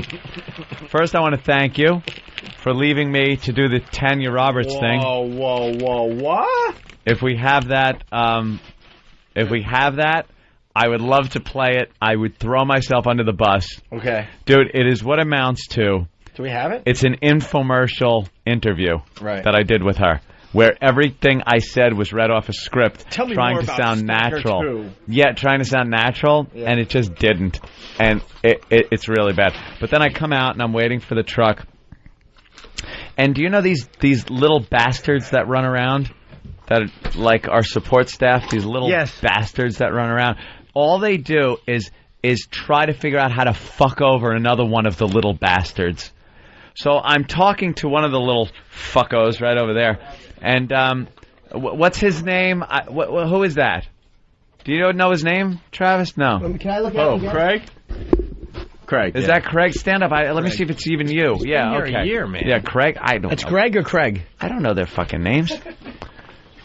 Was I talking to you yesterday? Sitting there? No. I don't even know who these people are. Who was that guy? Who was the guy I was talking to? That was one of our brand new ones. Oh.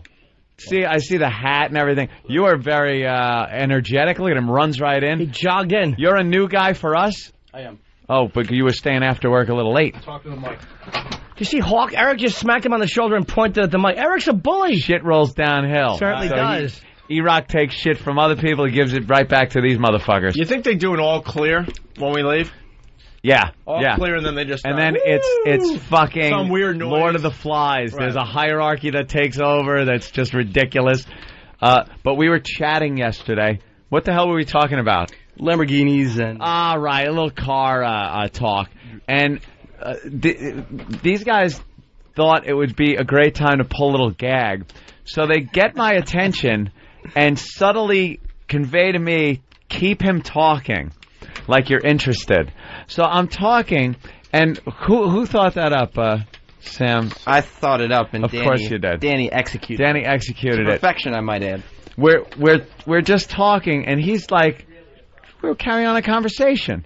Must be nice, you're a lowly intern talking with the big star of a program. It felt pretty good. It felt pretty. You're probably thinking to yourself like, "Wow, he's actually fucking talking to me." And I've heard the show. He don't talk to any of these fucking how good idiots. It felt? He probably went home and told all his friends that he had a conversation with you, and you actually asked him what we were talking about. You didn't even remember, dude. You forgot as soon as you hit the sidewalk. I didn't know which one he was. I didn't even. I'm pointing to the wrong guy. But this kid at home was like, "Yeah, man, it was cool. I talked to someone, Anthony. I'm hooking. We had a connection. We're talking about cars. I think it.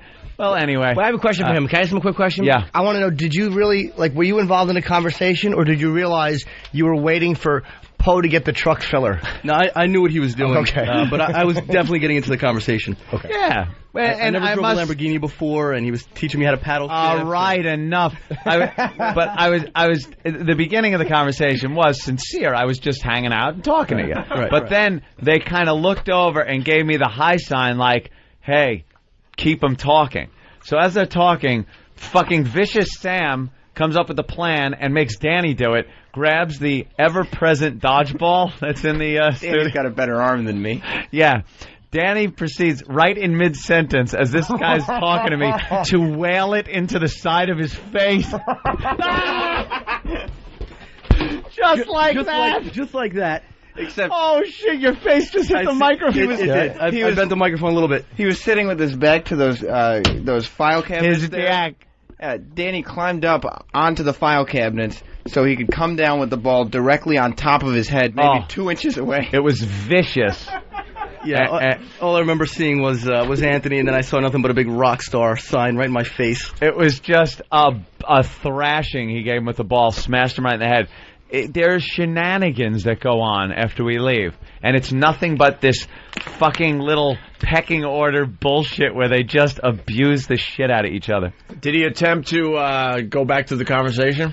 Yeah. And I was like, and you're very time to go. Time to go. It's like being raped in front of another person and trying to retain your dignity as you pull your pants up and just keep talking. Didn't happen. It didn't happen. Hey, by the way, don't get comfortable. We got a big star waiting to get in here. Yeah. Jesus Christ. Enjoy. All right. Maybe you should replace Ricky's seat so he doesn't have to sit in the same seat that you were in. Dust it off. Steve, that's his name. Okay, I'll remember that. It's always good when Roland actually points to the cutouts of us to tell him, well, that one's Opie and that one's Anthony. Oh. That was just going on. Roland, stop. Would you spill your cereal? I want to go like this and point to get him in here. Dude, if anything goes into the board, you could be shoved for that. All right. Yeah, what are we doing? He's right there. Let's get him in. I know. I've been watching him. Very psyched. I know. I hope we're making him laugh. He just got here. Oh, so he hasn't heard anything yet? No. Hasn't heard shit. He just heard us be mean to an intern and you spill cereal and me chewing on his shirt. Thank you. Good night. Yeah. Let's bring him right in. Yeah. Why isn't he being brought right in? Yeah, why is he being seated out there? Can you please have Mr. Gervais put it? There he is. How you doing, sir? Don't mind me cleaning up cereal. Yeah, Opie's he feels compelled This isn't being to broadcast, eat. is it? Yeah, No, believe it or not. Surely you're going to tighten this up and then put it Yeah, and then we record it, and then we tighten it all up, take out the dead Sounds really spots, professional. unentertaining spots. Right, let's start now. And Okay, press play and record. Just press play and record there. Yeah, Okay, we're on. Now we're on. Now we are actually doing a show. That really doesn't make us feel good, but we hear it all the time.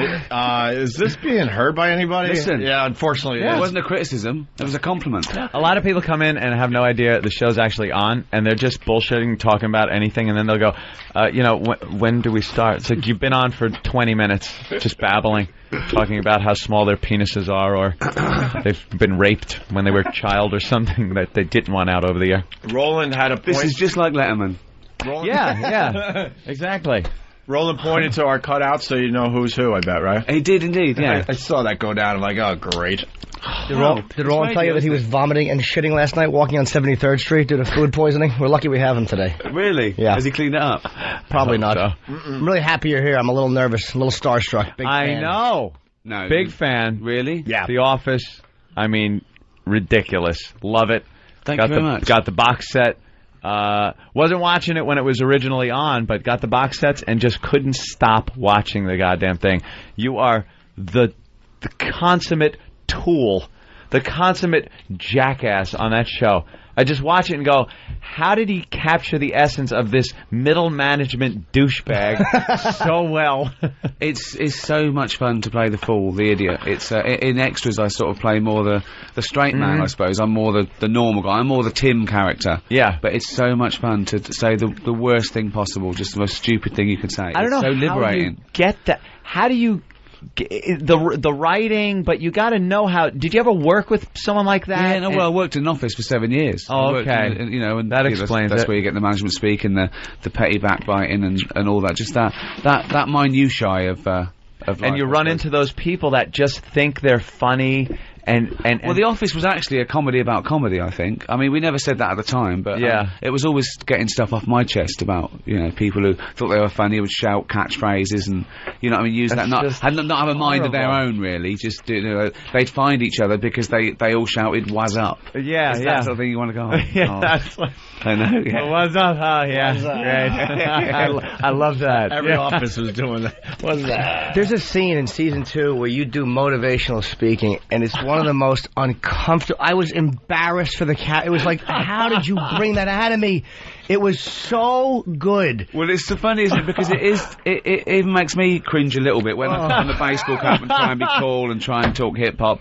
But there's a bit of me that thinks, I wonder if there's anyone out there who thinks that I think this is really cool. Just for a split second. And the press go, oh, well, he's just like David Brent. I go, no, I'm not like David Brent. I'm not. I talk like him. I used my voice and I used my face. And it really annoys me that anyone thinks I'm like David Brent. Right. So you're not acting. It's just stepped into it. It's the exactly. It's a real documentary. Right. It's the subtleties too, like the way your eyes will kind of dart back and forth as you're talking, not even comfortable in your own skin. Well, I wasn't. I was never trained as an actor. But when I watched television, I always thought people overacted, oversold a point. You don't need to. You use your hands and you don't finish sentences. You don't need to spell stuff out. So it was sort of like an exploration into sort of body language. And fidgeting with the tie when someone's lying, something. When they can't look someone in the eye. Yeah, it's one of the. Yeah, it's such typical like body language. You could totally read that. You're uncomfortable. You're lying. You just bombed. I love when you even realized as your character that you just bombed and you slowly back out of the room and kind of look and wait for some reaction the worst thing in the world. that never comes. Isn't a bad joke the worst thing in the world to be part of? Even in an office, someone makes a bad joke and you have to laugh politely, but you're dying inside. It's the worst feeling in the world pretending to have to... It's interesting you say that because Jim Norton, to your left there, he brought something great to this program. Ed and I have been doing radio a long time, and when we try something and it bombs, we would get that uncomfortable feeling and want to move on quickly to the next thing as fast as humanly possible. He was the one that brought it to our show to, wait a minute, slow down and let's enjoy that bomb for a while. The first time it happened, like somebody said something and it completely bombed, and we were ready to move on, and Jimmy goes, no, let that sit. Yeah. You let that just sit and simmer now. And I'm sitting there going, what? You crazy? Why would you do that? I think you've got to get a sound effect. When everyone makes a really bad joke, just the sound of, like, tumbleweed. Oh, no, we got that. We do have the crickets. We're on the same page. We got crickets. And then we got this one. Dead silence, and then... He's got the headphones. Dead silence. And the car wreck. These are all the ones. Or one cough in a church hall. Well, is that a good one? Can we play all? Can we play them all for him? Yeah. If you do it, you got him on. Come on. If you do a bad joke in this show, you get one of the following. Make sure he's on first. You on? Me. Can you hear me? Yeah. He doesn't want to mess up that hair of his. I guess you're doing TV today, huh? Yeah. All right. So you get the classic. Yeah. Then you get the Kelsey Grammer. He just falling down. You would get, the old game show ending. Still good. Yeah. And then over the top.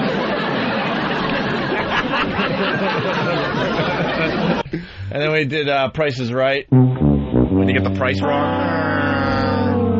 So we enjoy a good bombing on this show. What you should do, though, you wouldn't need those if you just made good jokes all the time. Now, see? I mean, a lot of work's gone into those, but we could eradicate those. Mm-hmm. Let's just do good jokes from now on. Think of that. Here's another great part of season 2, is that they bring in new people and new characters, and one of them is a girl in a wheelchair. And you're constantly moving her. It's a constantly, like, adjusted, but it's never really, like, I don't think spoken about. It's just constantly, like, pulling her back a little bit or moving her forward. Just always because violating you can. her. You'd never do that to anybody, but you'd never just pick someone up and move them out of the way. You'd say, excuse me. But because it's on wheels, bang.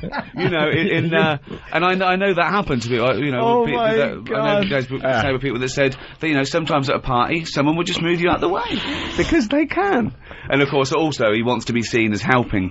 To say with people, so every opportunity he wants to be the one on camera. That's why he's doing it. Everything he does is because it's being filmed. Absolutely everything. Right. That's why we had to make it so clear that it was a documentary all the time. We had to keep reinforcing that, because without that, it's a boring sitcom.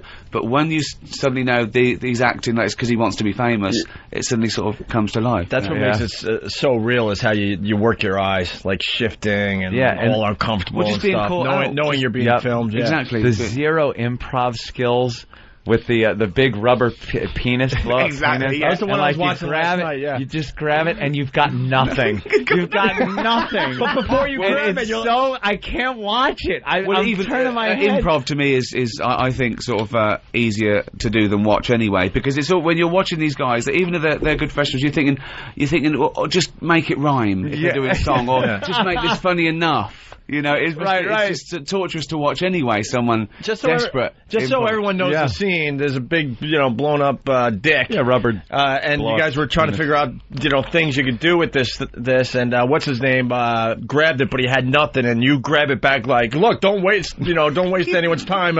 Only grab it if you have one. And then you awkwardly had nothing. Or the relationship. I love the relationship with Awful Finchy, who he idolizes in the show, and then Finchy does nothing but like awful jokes too, but he just thinks Finch was introduced to show you that David Brent wasn't really a bastard. He was a bit of a prat, he was a fool, but he wasn't a nasty man. Right. Yeah. Finch was brought in to show you what a nasty man was. A bully. With not an ounce of, artistry in him, just nasty one-upmanship. Right. So that was great fun to play, because Brent, of course, thought they're a double act, but everyone could see Finch treats him like everyone else. He doesn't care about anyone but himself. Yeah. So it was quite nice at the end to tell him to fuck off. And any of the nastiness that your character's playing is obviously because of your ignorance, because the practical joke firing of Dawn, I guess the receptionist, and she starts crying.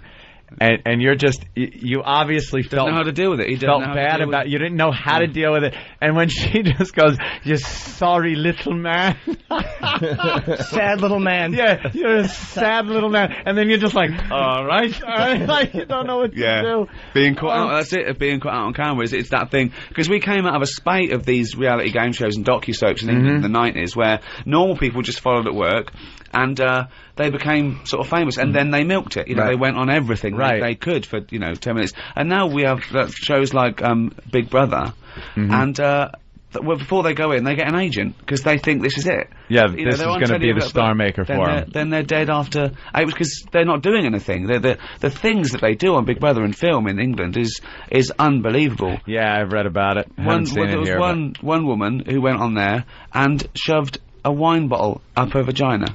Wow. On regular TV, by the way, too. Yeah. I mean, they did because we want to get into that. She's going to be a star. But what does her parents think? When that's the her neighbours ticket come to round? fame, right? Yeah. Hey. Yeah. Saw her on TV. Yeah. Oh, what was she up to? She was up to the label.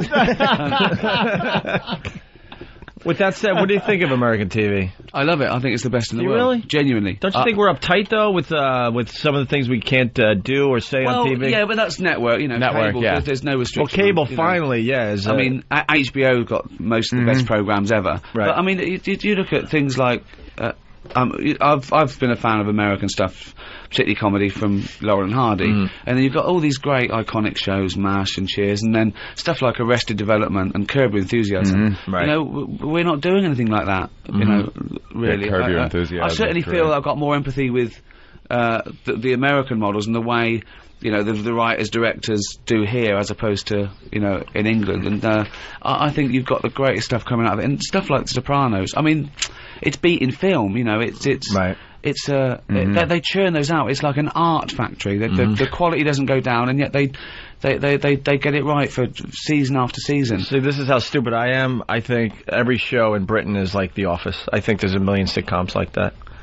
Although yours, is brilliant and stuff, I'm like, oh God, they're just so much more creative over there. Well, you probably get the best ones. I mean, is there a lot of good shows over there in Britain? We've got more chance to let things breathe. I mean, because the stakes are so much higher in America and things cost a little bit more. You can be cancelled after the second episode, whereas The Office scored the lowest ever focus group. On its channel, joint bottom with women's bowls, but they kept with it. Now that could have been cancelled, but they kept with it. Because it's such an odd concept and such a different show that you maybe if you watch that first episode you don't quite understand what's going on. Well, we did that on purpose. We wanted people to think, is this documentary? I haven't seen anything like this before. This is slow. It's almost like anti-television, no laugh track, no jokes, no famous people. So you can see how it sounds terrible, doesn't it? You can see how a focus group though, because the focus groups they got it. They didn't laugh. They didn't get it. But the thing is, I must say that also some people in the BBC didn't laugh and didn't get it. Right. So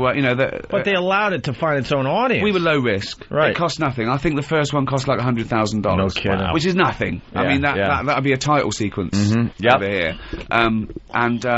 It gave us the chance. We went out on a Monday night in the summer, which is, but then when it started growing, then we got the repeat, and things started moving then. And to be fair, they leave us alone. Me and Stephen, got to do it. Why only 2 seasons and 12 total episodes? Well, right? just because we do it all ourselves, and it is exhausting. We don't have a team of writers. We don't have a team of producers. It's not like it really is like a little cottage industry, and we worry about everything. We do our own press. We do our own design. We do the sleeve. So we do it. It took us 3 years, and then that was it.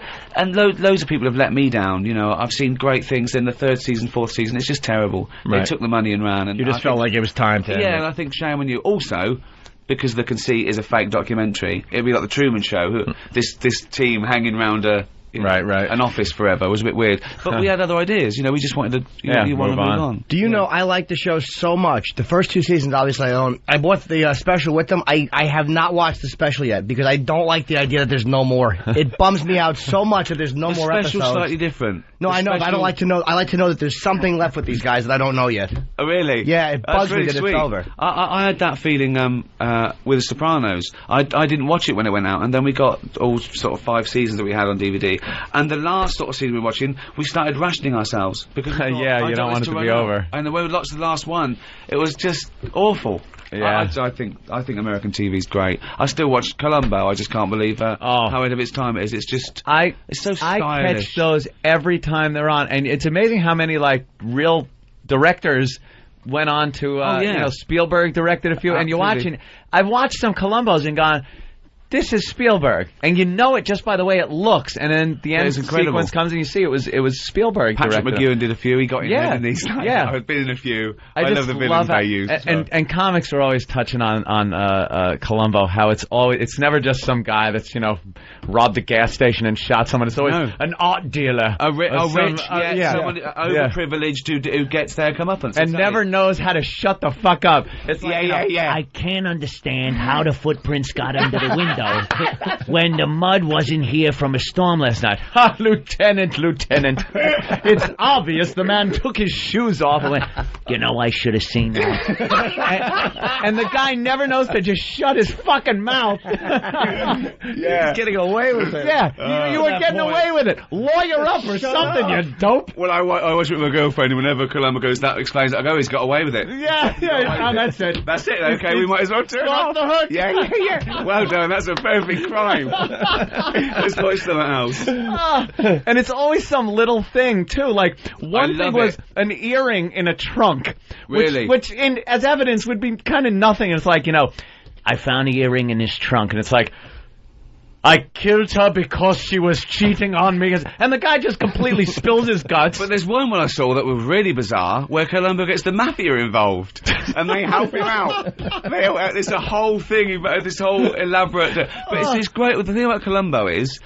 you know who did it from the beginning. Right from the start. Right? You know Columbo knows. Mm-hmm. You know he's going to get caught. So what you're waiting for is when Columbo tells him how he got caught. The pinch, right. And it's just so classy. Yeah, no shows are really done like that. It's like the payoff is right at the beginning of the show. Straight away. Which is also a piss off. You're done. Yeah. It's like, it'd be like 5 after 6 and you go, oh, Columbo's on. Shit, I have no idea what's going on. I know. You can't sit through 2 hours. How elaborate the murders are. As well. It's involved. It's great. The one with the record player and a string, so when a book falls to make someone downstairs think a gun was fired. It's like, amazing. Who's setting up an elaborate murder like this? Just hit him with a friggin' ball-peen hammer and leave. At dark. Yeah, absolutely. Oh, that's so great. I know. I love that fucking show, man.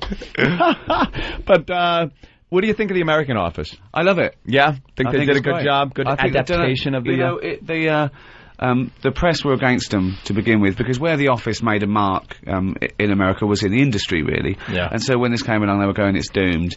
And I think they did everything right. I think Steve Carell's amazing. I think the cast is great. Greg Daniels is such a great presence. Mm-hmm. It's slightly different. It's probably it's got to be slightly different. You know, it's a very slightly broader, I think.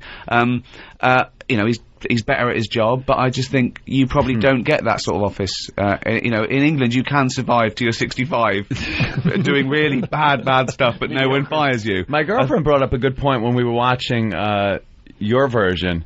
The American version, they kind of hide their contempt for each other, where you guys let it out a little more.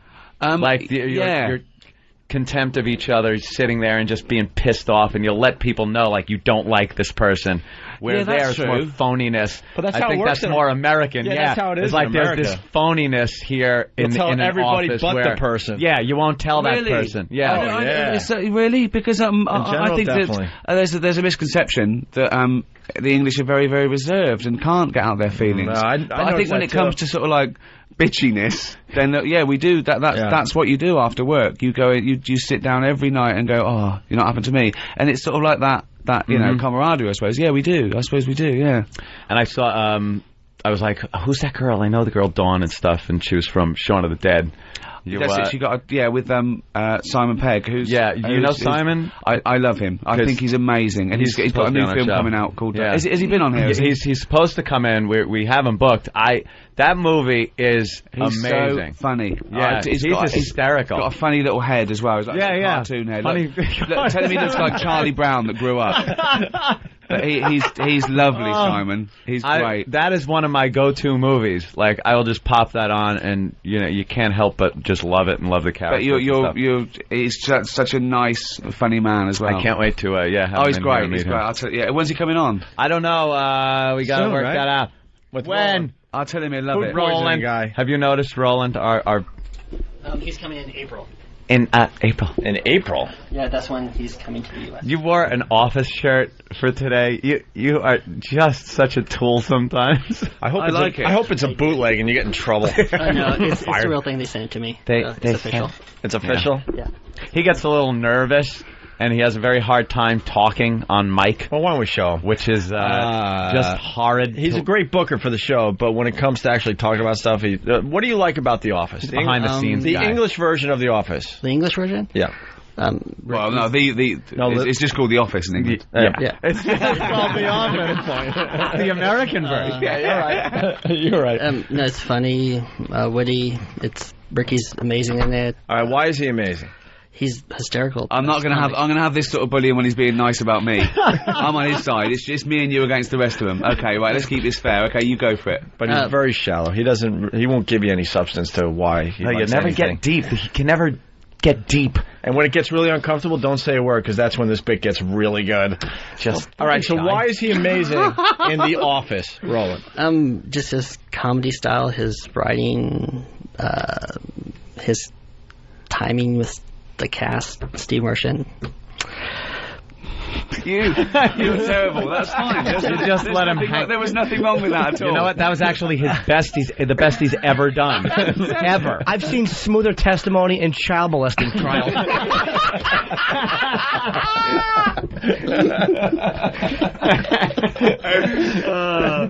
They said you've seen a lot of those. From Roland. You did good. Don't worry about it. All right, thank you. Does he have to go soon? Ricky. What's the deal with extras? 10:40. What's that? What's the deal with extras, and why am I asking you? I don't know. Because you're afraid Ricky Extras is on HBO. Now I think that it's the second season 2. It's kind of the way we get so you can plug it and tell people that don't know what it's about. Let's not be subtle about this. Yeah. You guys always scheduled for season 2. Well, I think I'm here to hang out with you guys. Sal, you're right. I've lived 3,000 miles to meet you. No. I did. I couldn't make it last time. I was down to do it last time. We had you on the phone once. I know. Yeah, I remember that. No, it was great. So what's the extras about, though? It's a little weird to have extras on HBO. Explain that. Is it? Well, it's. Is it you guys doing the commentary, or I'm confused? I have no idea. No. The show's called extras. Oh, You're the show extras. DVD oh my extras. God, holy shit! sorry. I'm thinking DVD extras. I'm sorry. No, well, yeah. Car crash. All right. I'm heating up. Does anybody remember last time? Holy crap! What a loser. show called Extras. No, I know. Great. You play the beautiful thing is he's like an extra in it, and it's like you play. You're very good at playing like just a simple guy, like you make regular people interesting. An office manager, an extra. That's what I love about it. It's like you don't need to play the big shot. You just play just an average ass and make him. I don't think it's fun to play the big shot either, is it? I just think when I start giving myself roles about a cop who lost his badge because he was drunk, and now his wife's been kidnapped and he's going to get the badge. That's when you know it's finished. When you start believing that. When you only take roles where can I have a gun? Well, no, not really. Oh, can I have a gun? Well, an office manager wouldn't have a gun. I think he might. I think he might have a gun. Yeah. Just playing the regular guys. It's fun to play the parts. It's much more fun playing David Brent than Andy Millman in many ways because it's.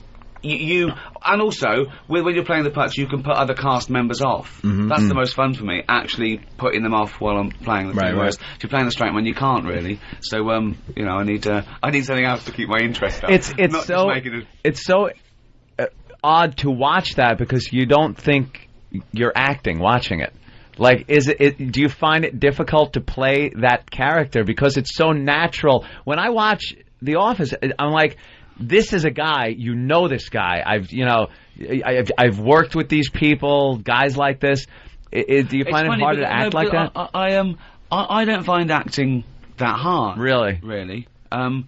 And I never get lost in the role. Very rarely you get lost in the role. This is the misconception when people say, oh, I was so into it. Yeah. You're not. You're thinking of lunch all night drinking coffee. Yeah. That's going to help you sleep, isn't it? That's going to help you. I didn't know what to do. I don't drink or do drugs anymore, so I had to have some coffee and just watch The Office. And he probably wanted to stay awake so he could feel the pain. No, I wanted to sleep, actually. Did you? Sleep. Oh, yeah. I know nothing then. Fuck me. No. I would normally have done that. Just relive the pain over and over and over. No, she felt bad for me when I told her, I was really upset. I watched The Office and head went right into the lap, so it was was well worth it. Hey, let's go to Neil in New York. Neil, what's up? Yeah, it's an honor, Ricky. You really remastered the British comedy. Thank you. My question is, you just mentioned Carl Pilkington. How surprised were you by the Ali a Knob at Night phenomenon in the UK? It was mad. I explained. We had this reality show called I'm a Celebrity, Get Me Out of Here, and they have to live in the jungle. And they do tasks to get meals, and one of them was eating a kangaroo penis, eating a kangaroo anus, eating this awful witchetty grubs, and we were talking about this, and Carl went, yeah, and also they were having that for breakfast, and he just went, you know, I could eat a knob at night, and people looped that and made it into all these different dance tracks. There was like 75 different versions of Carl Pilkington going, I could eat a knob at night, which is, you know, it's a great thing to dance to, I think. It's amazing, yeah, people pick up the ball, run with it. We get clips sometimes, and our listeners will just put it to music. It's great. It's the people one out there. line. The effort is unbelievable. People one line and just boom. People put it to music. Let's go to O-Town Joe in Boston. Hey, what's up, guys? What's up? Hey, Mr. Bennington, how you doing? Good, man. Ricky, with all the actors you had in the first season of The Office, second season of The Office, were they all famous before, or like have they all got success from like the show? Yeah, no. We always choose new people because I think it suspends your disbelief a little bit more. So we don't go to other people's little black book. We cast, and we did that with The Office. We did it with extras. I mean, apart from the A-listers. But it's nice to start from scratch because you're not watching it going, oh, that's so and so from what's its name. So no, we always cast. That kind of sucks. You never get a fucking call back once you're done with the show with them. That's it. It's over, Johnny. Well, now the receptionist is on Studio 60, though, and all those people blowing up, they're all doing well, right? Everybody from The Office. Well, you know, what I do is I take them down and I release them like little ducklings. And I can never help them again. But, you know, my work is done. You know, you got a room filled of unknowns right here. And so it shall remain. He's typing this into a book right now, selling it on eBay later. Let's go to John in Philly. John. Hey, Ricky. Hi. Big fan. Thank you. Despite The Office and the extras being brilliant, your iPod, your podcast was absolutely genius. It's the favourite thing I do. It's honestly. Your no effort, I just sit there, Carl comes up with everything, and then I just type it out. I don't even type it out, we've done that, and I put it into a book. But it's great, because it's, you know, you can say what you want, when you want, it can be any length, and TV takes, you know, a long time. You know, an episode would take a few months. So, the podcast is so much fun, for me. And I want Carl, to become famous, because I know he'll hate it. I want him to be bothered in the street. I want people to go up to him and say, you've got a head like a fucking orange. And I want people to squeeze his little head. Well, that's my question. Carl makes Homer Simpson look like Stephen Hawking. Is there any chance that you will tour with Carl? He won't do it. I would love to get him on stage, just like in a little cage, like the Elephant Man, and take him round. That's his favourite film, by the way. He was talking about the Elephant Man. You know that bit when Anthony Hopkins goes, he takes the Elephant Man out to all the surgeons, goes, you see the curvature of the spine and the legs and the limbs are, but ironically the thing that is untouched, the genitals, they're totally normal.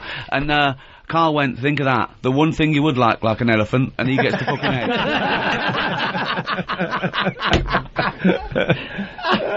Will the podcast ever come back? Maybe, yeah. I mean, we're giving it a rest for a while, and you can get the back catalogue on iTunes for a few dollars. But yeah, we might do another one. Or if you want, maybe you could type them all out,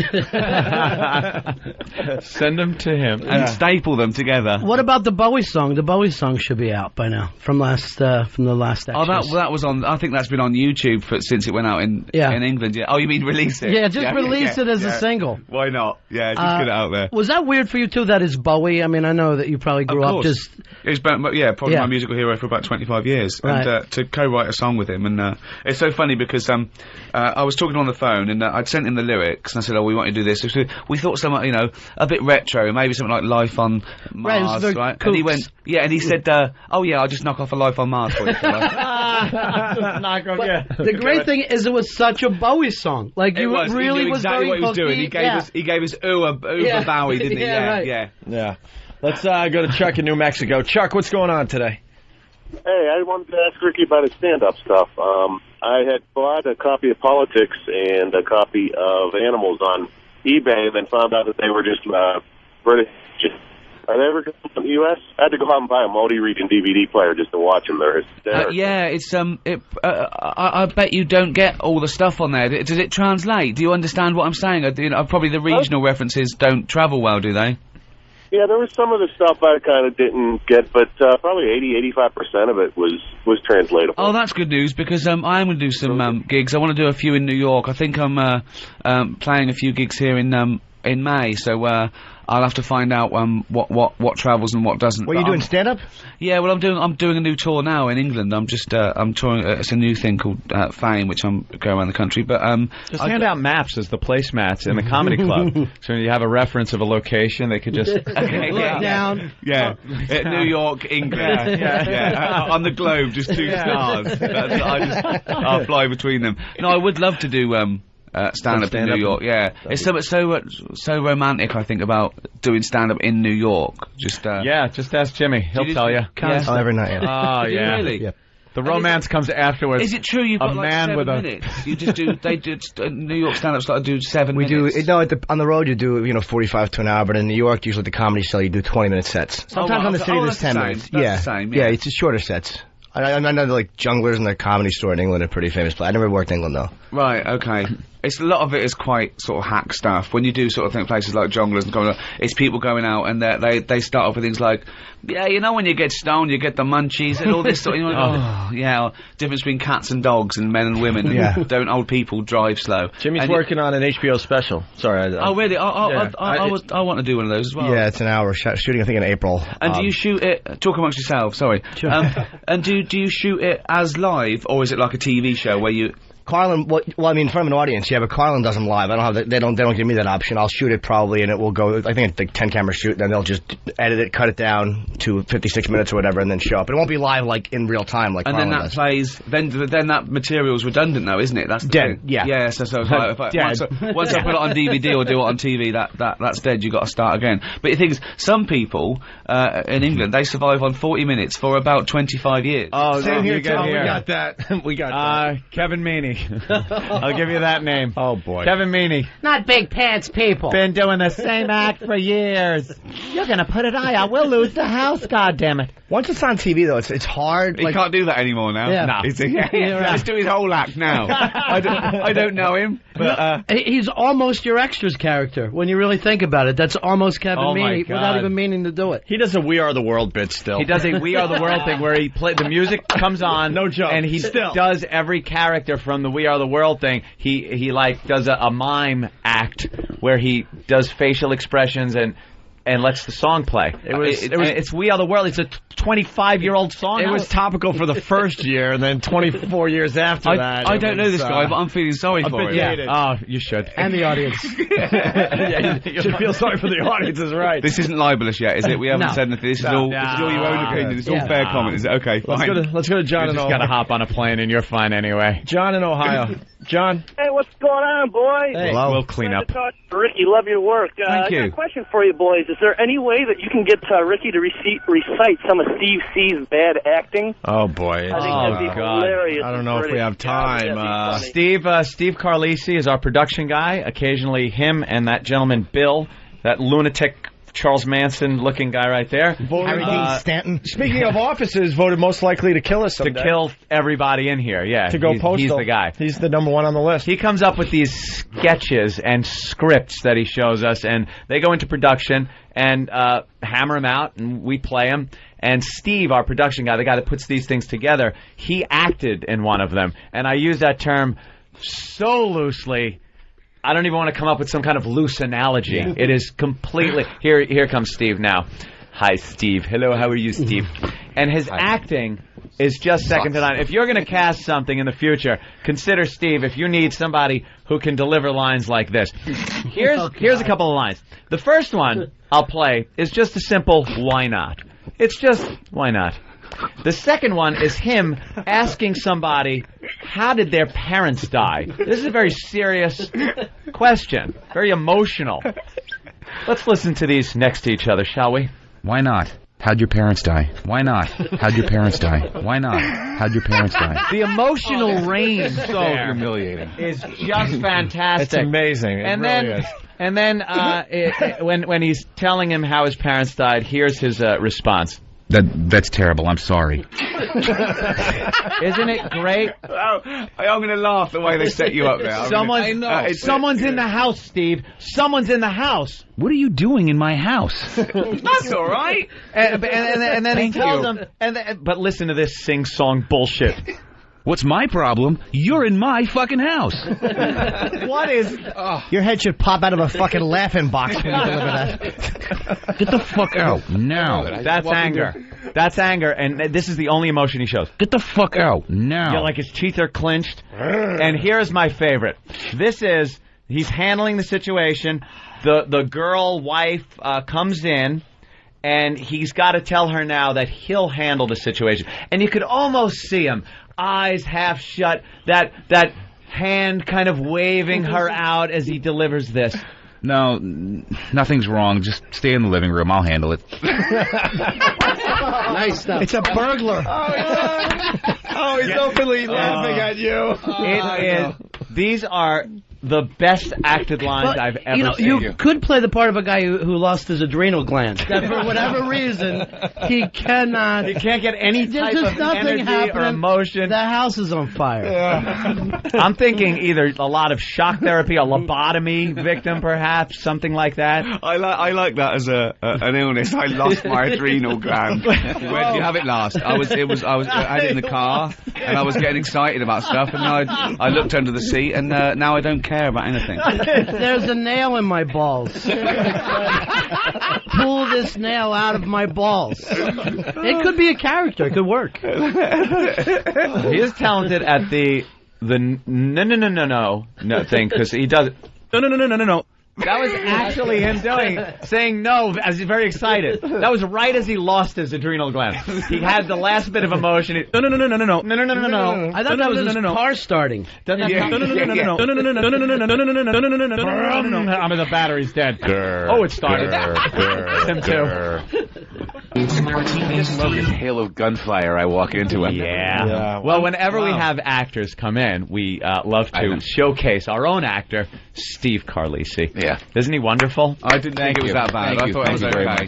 I think you get away with that. You'd get away with that on an awful lot of television programs. Or a lot of awful television. Exactly. What did you mean? Same thing. Oh, good. I think you're probably around the average there. Wow. Ooh. Yeah. Well, your first compliment to the actor. I see about 100 people to get one good actor. So, and many of them are much worse than that. Some of them are millionaires and are much worse than that. Absolutely. Ooh. Yeah. Second career. Wow. It's because people can survive with like soap operas now. You're in my fucking casting room. That's what they all say to him. Get the fuck out. Too much emotion. Yeah, way over the top. Let's do that. Let's redo that. We've had Frank Vincent did his lines, and who else did it? Brian Cox. You know Brian Cox? Yeah, the old English actor. Fat, yeah, he's fat from fat original Hannibal Lecter. I forgot impressive. Of course, knowing him. Yeah, of course, yeah. Very good. Yeah. Then Ricky, you did the last Christopher Guest film, which had to be really cool, right? It was great fun because I'm a massive Spinal Tap fan. Sure. Oh yeah. And I think. I stole everything he did, really. I think direct influence on The Office and that sort of. But they just tell you that improv once you show up. Absolutely. Yeah, it's scary. I spoke to Larry David and he showed me the script for Curb, and it's there's about 30 pages and all the jokes are there. Christopher Guest, 5 pages for the whole film, and they come in and go, you might want to mention da-da. And that's it, and you go for like 7 minutes, and you do it 3 times, and it's totally different every time, and everyone's totally improvising. So it was that was a lot of fun. The Larry David interview that you did, that didn't show in the States. It was No, I did Larry Yeah. David, Chris Guest, and Gary Shandling, and they. But I think HBO might put them out. It is a great. I only saw the Larry David, but it's amazing. It's It was really so fun. much fun to meet Yeah. Larry David. He was such a gentleman. You know what I mean? It's just because you've got this image of people, and of course. Everyone's guilty. I wonder if he's like the Larry David on Curb Enthusiasm. Right. And of course he's not. He's a lovely, sweet, guy. But he was. It was like meeting an icon, really. Right. Even though.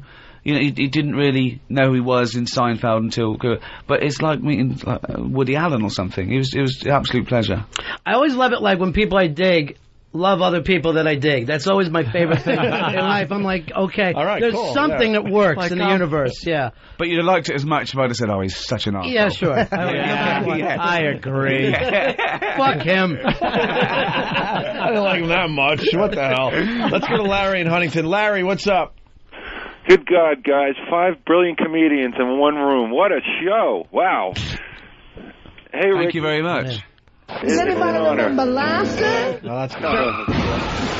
Was that truthful, sir? pause. Was that truthful? Yes, it certainly was, guys. I love you guys, all 5 of you, really. Thank you, sir. I'm 2 of them. Larry. Hey, Ricky, I just have a question. I was just wondering, what might you and Steve Merchant be working on after Extras is over? We are doing something else. It's probably going to be a bit more of a comedy drama thing. It's called Men at the Prue. And the Prue is a big building society in England called the Prudential, and sort of traditionally that was the office job you went to if you left school and you had some qualifications. You went into that as a step up, and they gave jobs for thousands of people in each country. And it's going to be set in like 1970 in a sort of seaside town, and it's a place where the sexual revolution didn't hit, and it's just these 20-somethings just sort of caught in limbo. It's sort of Billy Liar-ish meets Diner, and that's what we're working on. I say all that. We've written about 3 lines. But,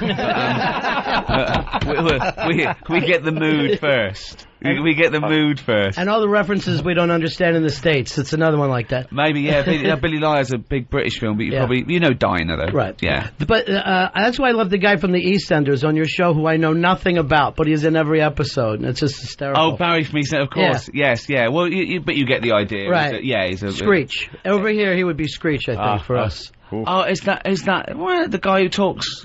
Yeah, what was Screech? Yeah, Saved by the Bell, which was didn't get that. We didn't get that. You're lucky. Lucky. A bad broad thing. And can I point out when that guy said 5 brilliant comedians in the room, every one of us did a quick count to make sure we weren't about to be shit on. Exactly, yeah. If there's 6, who's not included? Let's go to Carol in Ohio. Carol. Oh, hey there. How you doing today? We're doing good today. Well, you guys do good every day. Real honor here to talk to Mr. Gervais. Thank you. I happened to see your interview with Parky. Oh, Parkinson. Yeah, when you were talking about some reporter after you got successful asked you what 3 things you'd save from a if your burning house was on fire. flat. That's right. Yeah. Yep. I said my cat, my salamander, and one of the twins. Oh, that's it. And they printed it, just thought I was serious. They just thought, yeah. I know it. It was so funny. And, I love Barry, from EastEnders being on the show. You're brilliant. What can I say? She's gushing. Thank you very much. Hey, man, I'm not gushing. I'm just telling the truth. Nothing wrong with a little asking. The American Keep it together, chicks. please. American chicks this is just an throwing themselves at English guys. I love The Office. Thank you very much. He was so painful to watch. That was the idea. I can hand it out. I get embarrassed when I see reality shows on TV when someone totally embarrassed themselves. The worst thing is we have these reality game shows, flirting. Someone flirting with someone. Why is it so excruciating? And just crashing and burning. It's just awful, the things they say, and they say it quietly, like we can't hear. Well, no, there's 30 cameras. It's like, no, don't do that. Yeah. Just good-natured ribbing is another one that makes me want to throw up when you walk in the room. The guy that will go, there he is. Some revelry is about to begin, huh? I love that. There's something about that whole being uncomfortable thing that could either be excruciating where you don't want to be part of it, or addicting where you like The Office where you have to watch it. Did you ever see Lisa Kudrow's show? I saw a couple. I really enjoyed it. The comeback. Yeah, great. I loved it. I thought it was fantastic. I thought it was great. It was so uncomfortable to watch her, and she was great. Yeah, so different.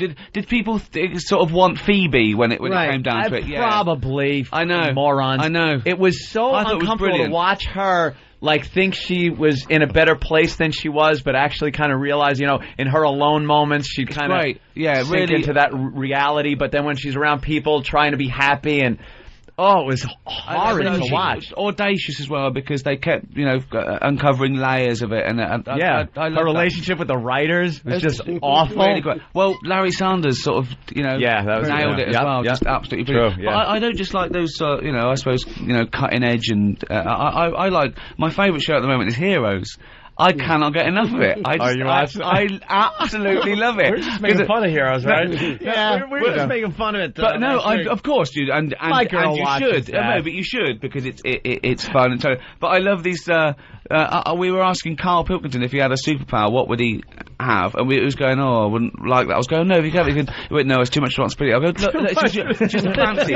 What would you have? He went, no, I know, choosing none. Never heard anything. He went, I don't know, invisible then. I went, and what would you do with it? He went, he chose to get it, if he's invisible, he would go to Tower Records, right, and just hide, right, until it was shut, and then he could shop in peace. So he wasn't even stealing them. He was just shopping in peace. That was his superpower, to be able to shop for records in peace. But if he's invisible, why not just shop when everybody's there? What's the matter with this guy? I know, yeah, well, it's probably crowded. All right.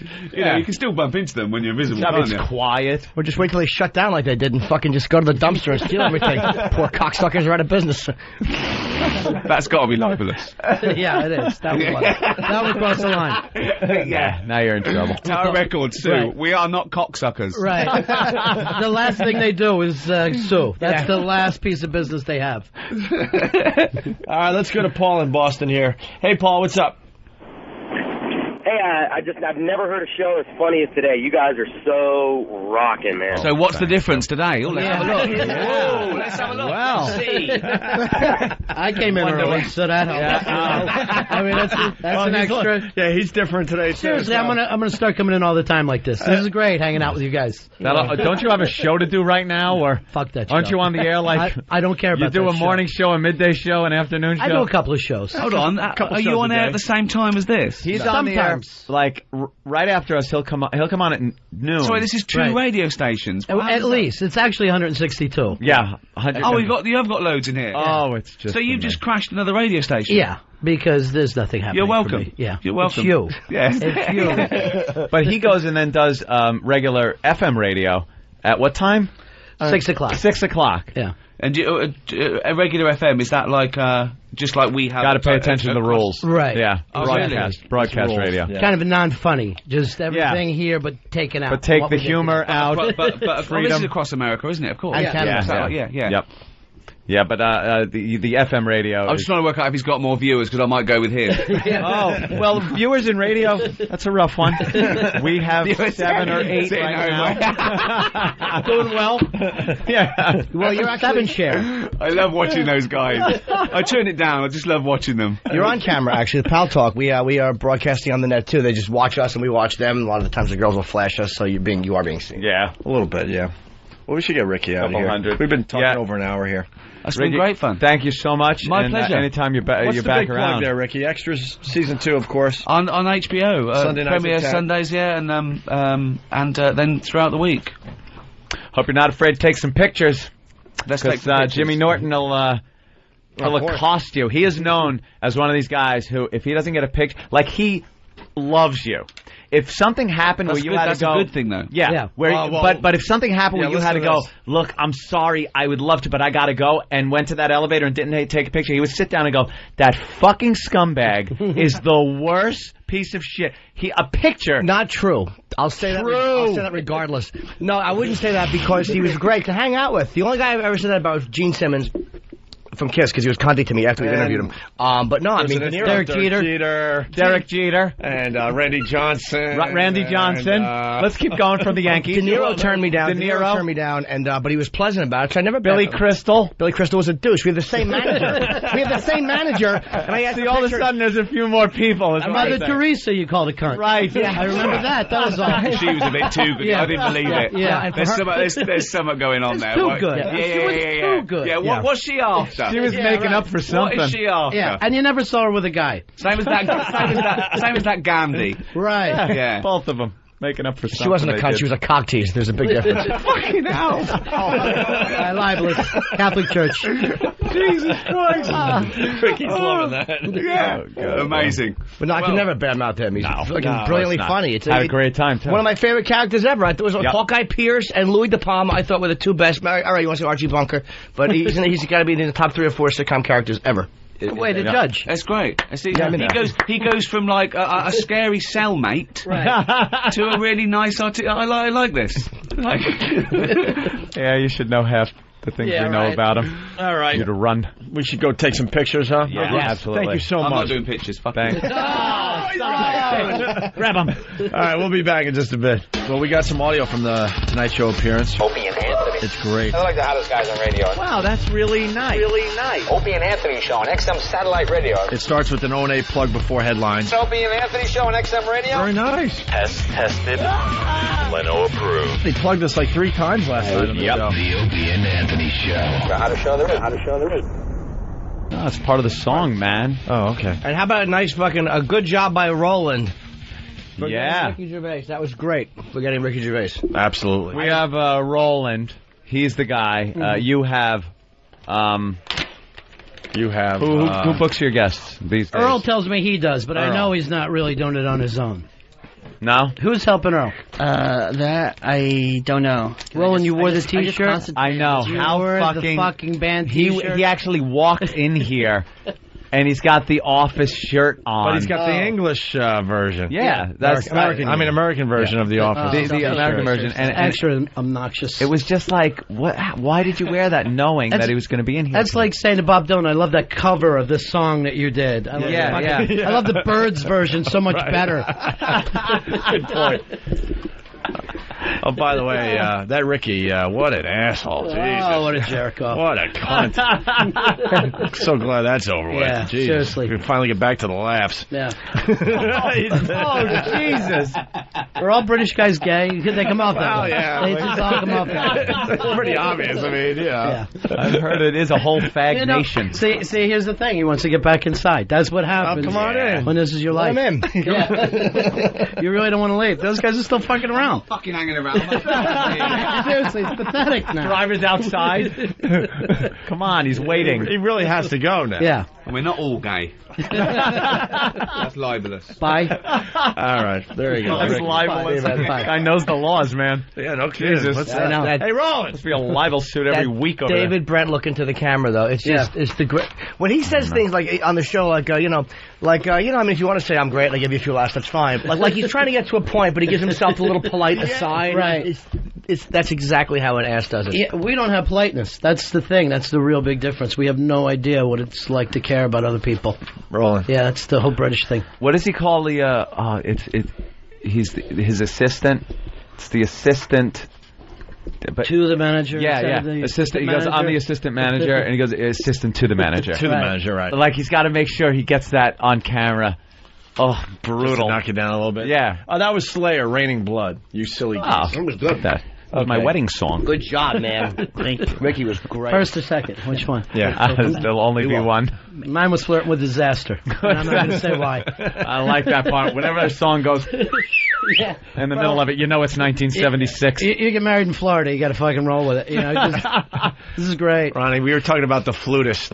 Oh, yeah. From the old days, the Marshall Tucker band. Marshall Tucker, Jethro Tull. And he was a one-legged. Right. And isn't it a flautist? A flautist. Yeah. Thank you for Yeah. straightening that out. Yeah. He was more like the Renaissance fair guy, though, than Marshall Tucker, which was more of, let's put a flute in a country band. Right. We had a whole conversation, like, what does the dude from, Marshall Tucker band do after he does his little solo?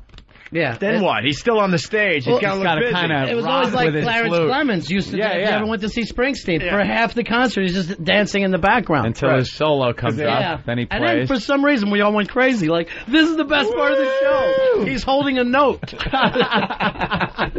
But the Jethro Tull thing was weird because here, it's a guy and he's fucking in leotards and he's playing a flute. Yeah. And for some reason, you know, when he's singing about wizards and goblins, and he sells out fucking Madison Square Garden. To rock guys. Yeah, right. It was like rock and roll guys. Yeah. And I'm like, we're here and we're high. It doesn't. I see his bulge. It doesn't even make sense. You know, you tune in to the 70s channel here on XM. Right. And I listen to some of the music and go, this was rock. Right. And I have to convince myself, no, it was.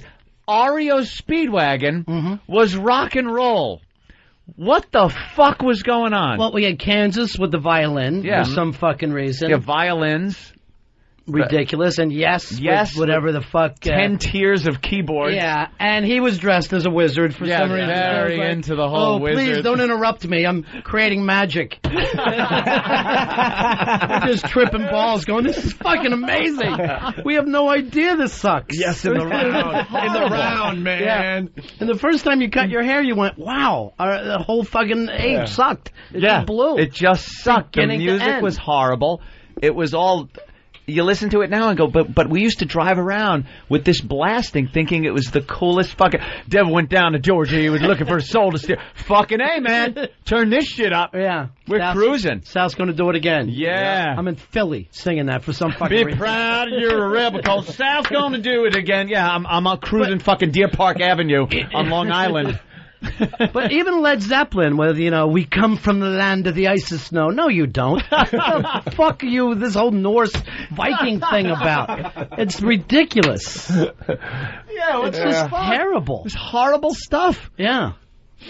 All of a sudden, like you said, you cut your hair. Yeah. And then the 80s rolled around. Yeah, thank God for thin ties. Finally, you could go, okay. Thin ties, punk, some of that shit. Modern English. Real music. Oh, yeah. I'll melt with you. Eric in Pittsburgh, what's up? What's up, O&A? Hey. Little Jimmy. Hello.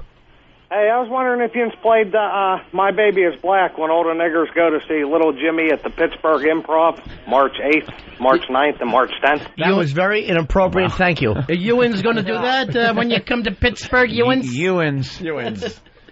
And we got this one, too. John in California. John? Yeah, hey, Little Jimmy. Yes, sir. I want to know how we can get tickets for a show in Sacramento this weekend at the Punchline. Do we have well... Can you read it from there? Yeah, sure thing. Just turn the monitor halfway and I'll lean in. All right, thanks. I'm there I'm actually there Friday, Saturday, or Thursday through Sunday, 26th to 28th, Friday through Sunday. 916. How do we go about getting You need tickets? glasses, Jimmy? I don't know. This Friday, Saturday, Sunday. It's 916-925-5500, 916-925-5500. I haven't been there in about a year and a half, so I'm happy to be getting back to Sacramento. You're going Thanks, to have buddy. a great crowd there. I hope so. Let's go to Joe in Jersey. From your lips to God's ears, Ope. Drink plenty of water. Hey, Joe. Dehydrate over there. Ope, It's how a very you doing? dry climate. Doing good, bro. No. Oh. Lady died. Hold, can you? I'm sorry to call her. Wait, let me just. I'm the dumbest motherfucker on the. How do I not get that? Really? Water? Because it stunk. No, it didn't. It was obvious, and I should have gotten it. But I'm stupid eating yogurt with fucking 3 flecks of this nonsense. Granola. It gives it a little crunch. You need a little crunch with your yogurt. See, this is the shit we give them, Ronnie. That we were talking about. Yeah. You know how we were saying you could just deliver them whatever shit we want? Whatever you want. Yeah. This is it. Later, listen to our show. We'll be talking about Fez's problems for fucking 3 hours. Every day. How's Fezzy doing? It does seem to be a problem a day. Yeah, there's a different problem every day. Yeah. He was hypnotized the other day, had 2 fucking panic attacks. Why As he was being hypnotized? One, he got in a crying jag, couldn't stop. And the other one, he was hypnotized to think that he was high, and then I acted like I was calling the cops, and you had to get him. You couldn't give him a good buzz, right? And the building was breaking apart, and he literally grabbed his heart. He grabbed his stent and was holding on to it. His stent, yeah. And we had to basically you gave him a punch bad out. trip that he was on from being hypnotized. Well, it's the old coked out trick. I don't know whether you sat up all night all coked out with your friends, but one night, Never heard of it's a this terrible stuff. thing. But one night we're all locked in this fucking hotel room, and somebody said, wait, who's missing? And it was the scariest fucking thing that ever happened to me. So is he up for a Best Director? Yes. Yep. Yeah, okay. How is fucking Mark Wahlberg nominated for that Departed? Yeah, it's amazing, right? He did. I watched that scene with him, DiCaprio, and Martin Sheen. I thought was the best performance in that movie. Yeah. He was just perfect. I mean, he probably didn't have a big enough role, but he should have been nominated before Wahlberg. I thought Ben Affleck's little buddy was fucking great in that.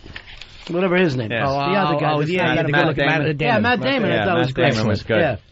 Yeah, why didn't he get nominated? But Mackie Mac did. Yeah, the other one guy did. Wahlberg was okay. He wasn't great. He just played angry. Wahlberg was overlooked for the Funky Bunch years ago, and it's time to fucking time to make up. Right, you gotta make good. To make good, yeah.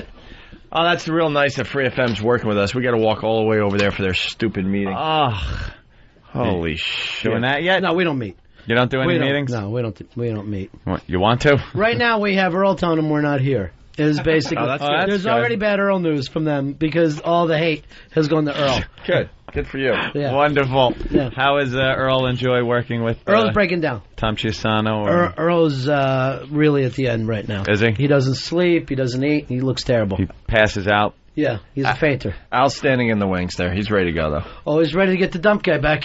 Al's ready to go. Would you let Al do it again if it wasn't for Earl? Oh, yeah, we'd beat out to a fucking pulp like the old days. I mean, the worst thing you could do is become our producer. It's just exhausting. That is like one of those jobs you just don't want. Yeah. Why? Are you a yeller? Hazard pay. No. Just constant putting on the fucking spot, until the person admits things that they don't want to admit, and, you know. They get around to saying, yeah, when I was little I ate shit, and then people fucking beat on them that for 6 months, they fall apart. That's cool. Someone's red-faced over there. Ron is brutal. Yeah. He's brutal. It's sad. He's very perceptive. That's what it is. What's you weird? see these weaknesses and you hurt people. Yeah, I can't. What's weird is you go over to Free FM. All these guys that were our interns are like running the place now. Oh, absolutely. How bizarre is that? Yeah. I'm having like they're upper management. I'm having a radio conversation with Chris. I'm like, didn't you get Ron his coffee or something? Yeah, Olive. Yeah. He used to be there when Pharrell was throwing his clothes out of a fucking hotel room without paying. It was fucking Olive that was down there driving the getaway van. Yeah. And now he's like, and it was like really second in charge over there now. 2 years later. Yeah. That happened. Yeah. There was a push. They have like power purges over there where they just. But you ever notice that all the guys that move up look the same? Like that's the good thing for Al Dukes. He looks like someone in management. Right. Yeah. You can hide that look. Yeah. All right, we got to get out of here. We got to go back over there. Who fucking thought Al Dukes would amount to anything? Yeah. In radio. He's unstoppable. After the yelling, drunken fucking rants on your show. Making out with guys, pushing over my foosball table. Yeah. Has he amounted to anything? He's the dump guy. Yeah, but that's just because they want to put somebody kind of up there in charge of dump the organization, yeah. Yeah, he's like kind of important. One of the guys over there. We got to get over there. So, Roland, it's always a pleasure. I don't know what to tell you. You're great, Roland. You're looking Thank good. you so much. Yeah. Great job by Ricky Gervais. Yep. How's the food poisoning? I like crap. Shitting solid yet? Or were you still in the pissing out your ass His phase? shit looks like something fucking Clint Eastwood spit out in the good, the bad, and the ugly. No, this morning was like the That's vomit bad. and the shits. At the same time? Yeah. From the same place? Hopefully. Yeah, he just opens his stomach and they both just come out. Any dry heaving yet from the butt? Not yet. That's when you know you've hit bottom. Can you shit through a screen without hitting it? Yeah, that's a bad one, man. When you're pissing out it feels like it's going to be solid, and then your ass starts that twitch move. Like, all right, just let it go. Fire hose. What about when it turns and it gives you a little hope? It's still water, but you get just one nugget out. Like, okay, it's coming back slowly. There's Audio nugget. There's a mixture starting up here. Yeah, I'm Can you starting shit to through a solidify. screen without hitting it? That's well, we know what the line of the day is. Jesus, Ron. That's it. Thank you. See you guys in 50 minutes. Get the fuck out of here. Thanks for blowing up our spot. Do we do line of the day today, or we give it to Ron? Give it to Ron. We got a meeting. Just post it on Whackbag. Yeah. Ron Bennington's line of the day. See you guys. Bye, Ron. Thank you, Ronnie. Be listening. All right, BowDogFight.com. We got a line of the day, runner-ups. What do we got? Runner-up. He's a funny All right, here's the... He's fucking great, man. Jesus Christ. Here's the runner-up line of the day, thanks to BowDogFight.com. Oh, boy, there's a problem. Somewhere like Voss behind her ear. Oh, right. We're thinking a lot She worse rubs, than that. No? let's just say that are you implying that something might smell like a toilet full of sardine oil? Jimmy. Thank you for the honorable mention on that one. Ronnie's a great guy and shit, but it's a shame the two shows don't get along. Yeah. You know? The fucking one problem that won't go away. Mm-hmm. I think, fuck them. I think the tryout worked much better than we thought. Mm-hmm. You know? Yeah, I know. I was really surprised. I was wondering about the dynamic and how that would work on a long-term basis, but I thought the tryout was good. Once the problem, as we call it, is gone, yep. I think the people will be happy. All right, BowDogFight.com sponsors the line of the day, and here it is. Here comes the line of the day, line of the day.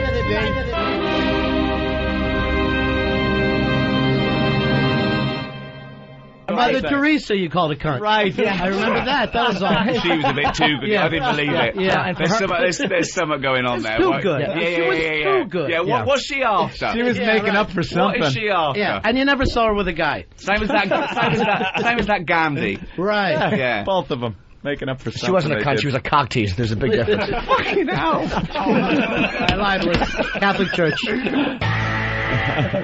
There you go. I wouldn't say that was line of the day, though. It was a conversation of the moment. Yeah, you got Ricky going, though, big time. He was enjoying the hell out of you today, Jimmy. I got a good laugh. I got like one or two good laughs out. That made my day. All right, yeah, hotmovies.com contest is back on. 3 prizes. Yes. All the info's up on opieandanthony.com. Yes. All right. Go there for the latest contest. All right, we got to now go over to back over. Holy shit! And then and they see no problem with this. They do nothing over there. The least they can do is walk a block so we can meet with them. It's a sponsor thing, so they don't want them to walk. We have to go over there. Suck this cock. Suck this cock. Fucking cock's bigger than yours. We got to do it. All right. Why is Kenny cordially invited to this too? Do we know about that yet? Oh my God! Yeah, why are you still here? He's. Didn't you read it? Kenny, you have to be at this, right? Yeah. I'm sure this will be on the Club Soda Kenny invoice. It sure will. On January 23rd, I sat and waited for the guys for 2 hours. My fee. Did you ever get a late notice from Kenny? Yeah, I got the first one today. You got a late notice? Yeah. I've never had to. Those are scary. You're so polite about it. I've never had to. Why? Because Kenny works hard for a living, and when he needs his money, let me see if I can. I send it to him. The company actually, you know, that the reimbursement part of it, I see the late notices from. But I've always paid Kenny on time. I think the first time I didn't. But there was confusion. Right. Now I have you right in my account. You sure do. All I have to do is pull them up, put in an amount, and hit send. Did you see my little email yesterday? I did. That was very nice. Yeah. What was it? Oh, God. Not like he cut me a check, but the memo was incorrect. Yes. So I brought that to his intention so he could keep his... Sure. You brought that to his intention? Yeah, so he can keep his bookkeeping straight. Yeah, I wrote in the memo for Denver, and it was for Orlando. Right. And he told me that it was wrong, but he had to do it in his inimitable fashion. Right. So then in parentheses I put, in the stupid Kenny voice, you know, you got to keep your bookkeeping straight. Like, you know, this might cause problems around tax time. You could get audited. Here's the email from Club Soda Kenny. Subject, past due notice. Oh, no, you got a past due? Not for me personally, but I got break your legs. I got CC'd. This invoice was sent on December 18th, 06. Therefore, it is past due. In good faith, I will allow a grace period before the late charge is imposed. He's charging late fees now. You gotta watch him. Accordingly, your immediate attention would greatly be appreciated. Blockhead video. And please acknowledge receipt of this correspondence. Thank you. How does he sound official? It just makes you want to fucking set him on fire. Yeah. I know, because you always read his emails in that voice. So it's like you can't get that official sound to it. He's a humanoid. Yeah. Let's not be late either. Oh, really? True. Yeah. Good point. That way we are early to leave. Yeah, because, you know, you're walking 2 blocks to make a phone call. Is it a phone It's on a conference or are they going to phone? be there? No, I think somebody's going to be there, a representative of the sponsor, and then there's going to be a phone conference also. Shit in your hat. Fezzy! Did I miss Ricky Gervais? You missed them completely. I'm always the one that's here on time. What happened? You are always, well, relatively early. Right. And today you're very early, but we're done. He left. You got the Ronnie. memo. Gone? You got the memo to be here at 11, right? Yeah, but That's when he left. he's gone? See, that's... Ask Ronnie how it was. He'll fill you in. Ronnie was here for it? It was great. Ronnie gets everything. Everything. I'm gonna lose my mind. He's never here. Like, he's here. He shows up 10 after 12 every day. I know, and he doesn't have any filing to do. No. You. That's an excuse. Paper or nails? What do you do? Exactly. I do all the filing. I miss Ricky Gervais. He was great. Listen to the replay on the Opie and Anthony Show. The Opie Anthony and Ron Show. Right. Just send me on another homeless shopping spree, why don't you? Aww. The new show is going to be... The face of the homeless. The new show is going to be called The Or Show. Don't be sad. It makes my girlfriend cry when you're sad. Yeah, it really does. Yeah, let's cry. She's the only one who cares. You really screw things up, man. She's the only one who cares. Poor Fezzy, he's crying. Well, she should be upset today. Aw. It's all bad. It's all bad for Fez. I heard the hypnotism thing didn't go too well. No, I had a couple breakdowns under hypnosis. Jesus. I'm not good in any realm. Even in, like, the plane of existence of hypnotism, you don't work well there. You would think that would be fine. I'd be safe under hypnosis. Nothing. No. Again, another crying jag. Jag. You know, both your chicks yell at me to be nicer to him. I both know. Of your chicks. Yeah, well. Every time I go out, be nicer. I know. So sweet. Be nice. It wouldn't hurt. I get home, and my girlfriend goes, were you listening to the show? And I assume it's not the one I was on. Right. So it's, your guys. And I go, Where's yeah, the show? I was listening. She goes, Ronnie is so mean to Fez. And now Fez is all upset. And she's like, almost like I should call Ronnie and go, Ronnie, lighten up on Fez. Chicks love him so much. If he took the cock out of his ass, he'd get so much pussy. Oh, my God, right? Seriously. He would. Well, you know my theory on women. They're all ugly and stupid. Every one of them. Ron and Fez up next at noon. We'll play some stuff you've heard a million times to get you to noon, and we'll see you guys tomorrow. Thanks for listening. They're practicing being cruel and unusual. The Opie and Anthony Show. Line of the Day is brought to you by Bodog. If you'd like to vote on any of the weekly show polls, go to iliketolisten.com.